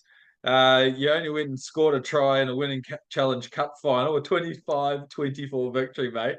Is that like the pinnacle over there? That had to be amazing. Tell us all about the Challenge Cup. Oh, the Challenge Cup is an amazing competition in the UK. It puts every senior rugby league club against each other in terms of senior club can play in the Challenge Cup, and then if you lose, you're out. and the Super League clubs, join the competition a bit later once, I guess you get down to the last 16, I believe, or 24. But we managed to, have we had a pretty tough run too. We had some teams. We played Leeds in the final. Leeds had Ali. Ali was was over there, and they had some great English players in there too. Kevin Sinfield, Rob Barrow. That sort of quality. But I remember that game 2005. It was because it was the first sort of final since 2002, and I just didn't want to have that disappointment again of losing another grand final. So fortunate again to score another try in a big game, but also Massive game. finally get a win in the final was special, and to celebrate it with Steve Kearney and Richard Swain too, fellow Kiwis was just as good as well. It's pretty cool that it was by 1 point as well. Like that's like amazing. You gotta love that. Oh, it was. Yeah, it was. And yeah, Richard Swain, another underrated player, and he was the last hooker for the Storm, before they got Cameron Smith. So and he went to the Broncos the year before I did, and I believe he was voted the Broncos Player of the Year too. So a premiership winner from '99. So I recall we called him Swa. So Swa, charges down a drop kick attempt from Kevin Sinfield to make sure that the game, isn't locked up at 25 all. So just plays like that you remember. Yeah, man. So you had Kearney and Swain who both won a grand final and a Challenge Cup. I don't think there's too many people around who could say that. No. And to do it at a club like Hull FC, who are, traditional, they're not seen as a big club, yet they are. They're not a Wigan or St. Helens. So, to do it at a club like that was even more special because the fans, they're really sort of haven't had too much to celebrate in recent years. No, man, that's incredible. You also had an amazing another experience with the Kiwis, knocking over Australia 24-0, the Tri-Series decider. Mate, how incredible was that? Like, you're just stacking up a few big wins here. 24-0 over the Kangaroos. Pretty exciting times. Oh, it was. Yeah, really exciting. And, I think a common theme of our discussion has been, Stacey in their halfback jersey when he's not around. So, I think Stacey, son William, was being born sort of around that sort of time that we were at the final. Yeah. So we weren't sure Stacey was going to come back for the final. But again, they had me, tipped up to play halfback if Stacey wasn't going to make it. And again, I'm terrified because, I'm going to play, halfback for the Kiwis in the final against Australia. But lo and behold, Stacey, selfless as ever, sees her son arrive into the world and then jumps on a plane. And I get to start at hooker again, which I prefer. Yep. Really? And okay.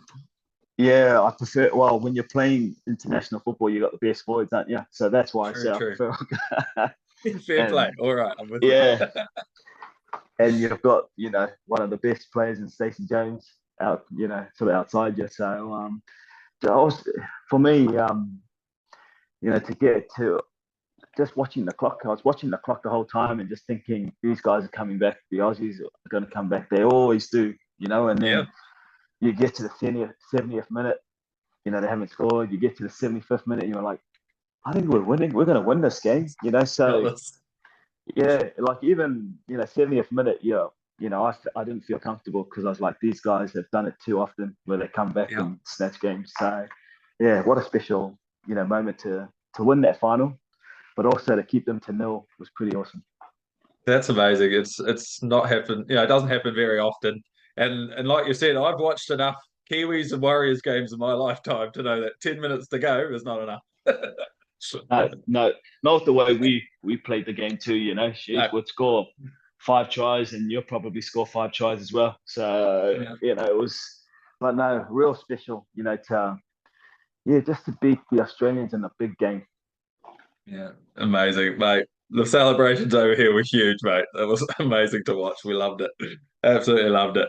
So you had another good season, 2006. You made the grand final against what was it? Leeds? No, it wasn't Leeds, was it? It was St. Helens. It was St. Helens. And you came up against your old coach, Daniel Anderson and Francis Melly. What are the feelings going into that GF? Uh, we were really confident, actually. I thought, Hull FC could be the first team sort of outside some of the bigger clubs. I think Wigan, St. Helens, Bradford, Leeds, we were trying to, be in that conversation. So we were really confident that, we could be champions. It's just that we came up against a red hot St. Helens side. And Yeah, early in the year, we had beaten St. Helens at their home ground, which doesn't happen too often. it's But huge. yeah, it was. And they, St. Helens, as they usually do, they had some, they had you mentioned Francis. They had Jamie Lyon. They had Sean Oh, Long. wow. Karen Cunningham, one of the great Yep. English hooker. So they were stacked across the field, but we just couldn't crack it again. So I Yeah. got familiar with the experience of losing grand final again. Yeah, unfortunately, it didn't go your way, going down in another big one. But you had a pretty awesome season though, and you had a great career with Hull. Like when you look back, you've got to be pretty pleased with what you achieved at Hull. Yeah, really happy. Very, very blessed. When I think about it, I got to play, for my hometown club in the Warriors. I got to play for a club that I had followed. When I was a young boy before the Warriors came into, the NRL or the Winfield Cup it was, and then I got to play for a place like Hull FC. Where a lot of Kiwis had been before me. So the measure of any Kiwi that goes to Hull FC is how you compare to James Luluwai, Dane O'Hara, and Gary Kimball. So, Yeah, every Kiwi's measured to those guys. So I was glad that I had passed the test. I passed the test. And the reason I say I passed the test was, those guys gave me the seal of their approval. So, I was fortunate. yeah, man, it's pretty cool. So you actually finished up playing with Wakefield for a bit as well. What was the move there all about? How did you end up there, and have you got any memories from your time at Wakefield? Again, I finished. I had 2 years at Wakefield, and again, it was just really good to finish on my terms. So I had a year off before going to Wakefield because I got an injury which needed some time to recover from. But at the time of the injury, I was off contract, so I wasn't retained, and rightly so. Hull FC let me go because I had some injuries.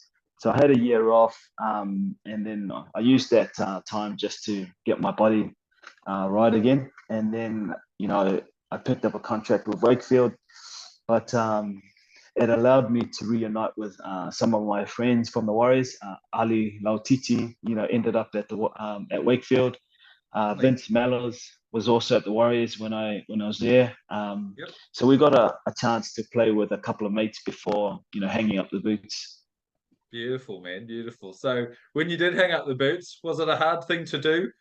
Did you go through that sort of, post-playing sort of, I won't call it a depressed state, but like where you don't know what you're doing with yourself? Like, what did you go through? I was quite fortunate, Dave, in that when I was at Wakefield, I was already thinking about life after rugby league. Okay.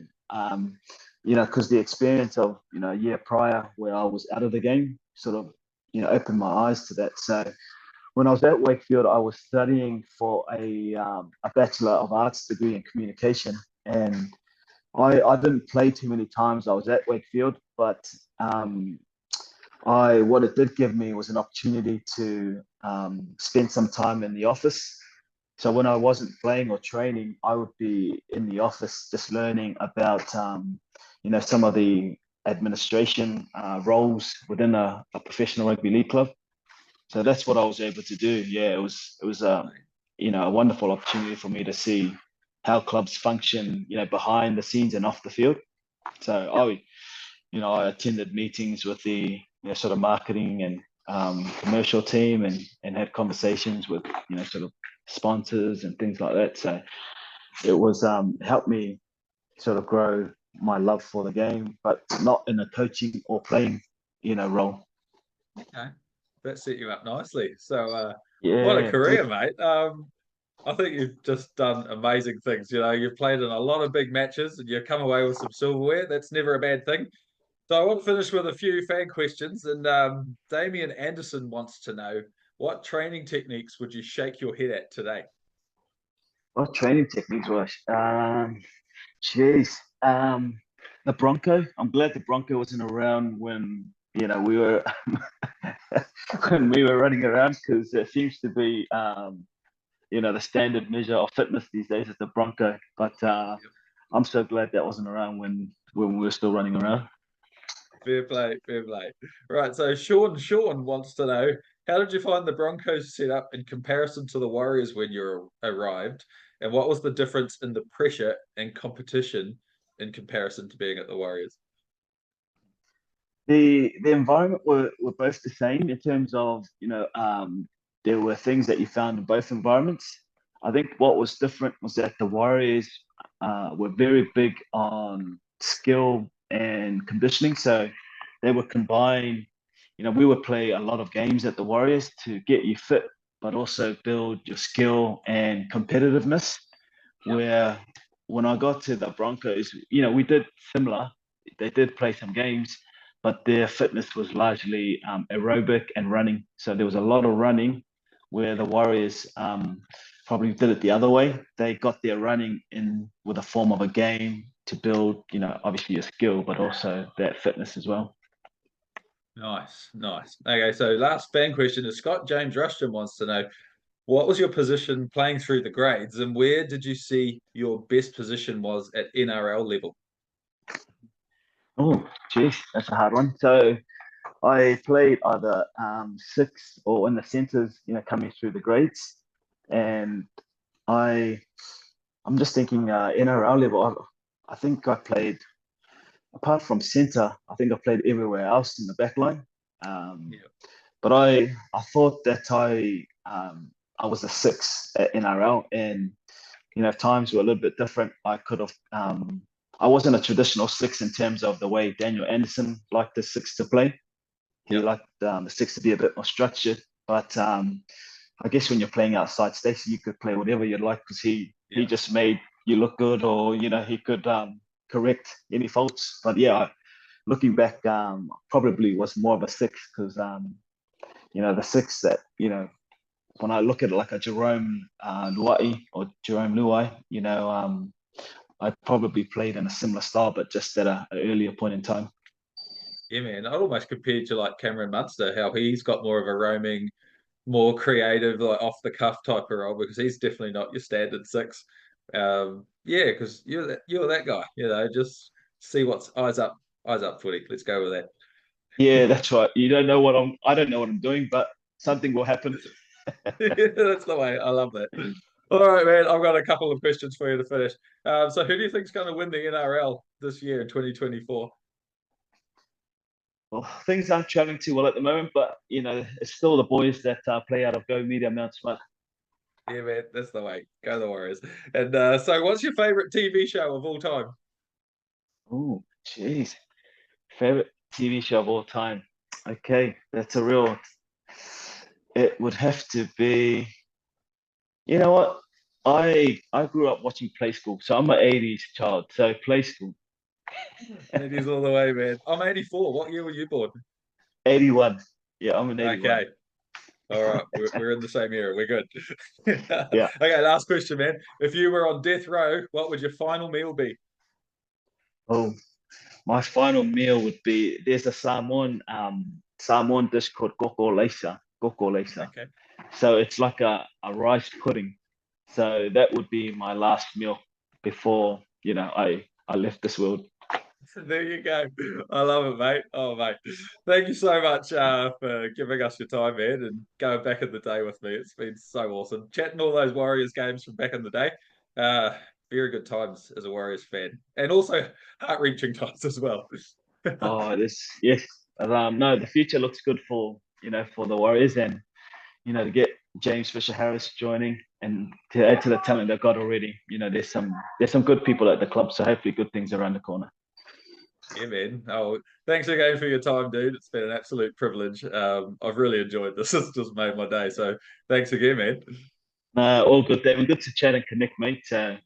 I'll watch out. You've got some awesome people lined up. So yeah, keep up the good work, mate. Cheers, buddy. And thanks for everyone out there for watching, listening on Spotify, watching on the old YouTube. Make sure you get on the Facebook group, Point of Difference Rugby League. That's where all the stuff's happening. We'll post our photos and videos from back in the day and get all nostalgic and have a good time. So make sure you get on the group, and we'll see you all next time for kickoff. Thanks, Dave. Full time.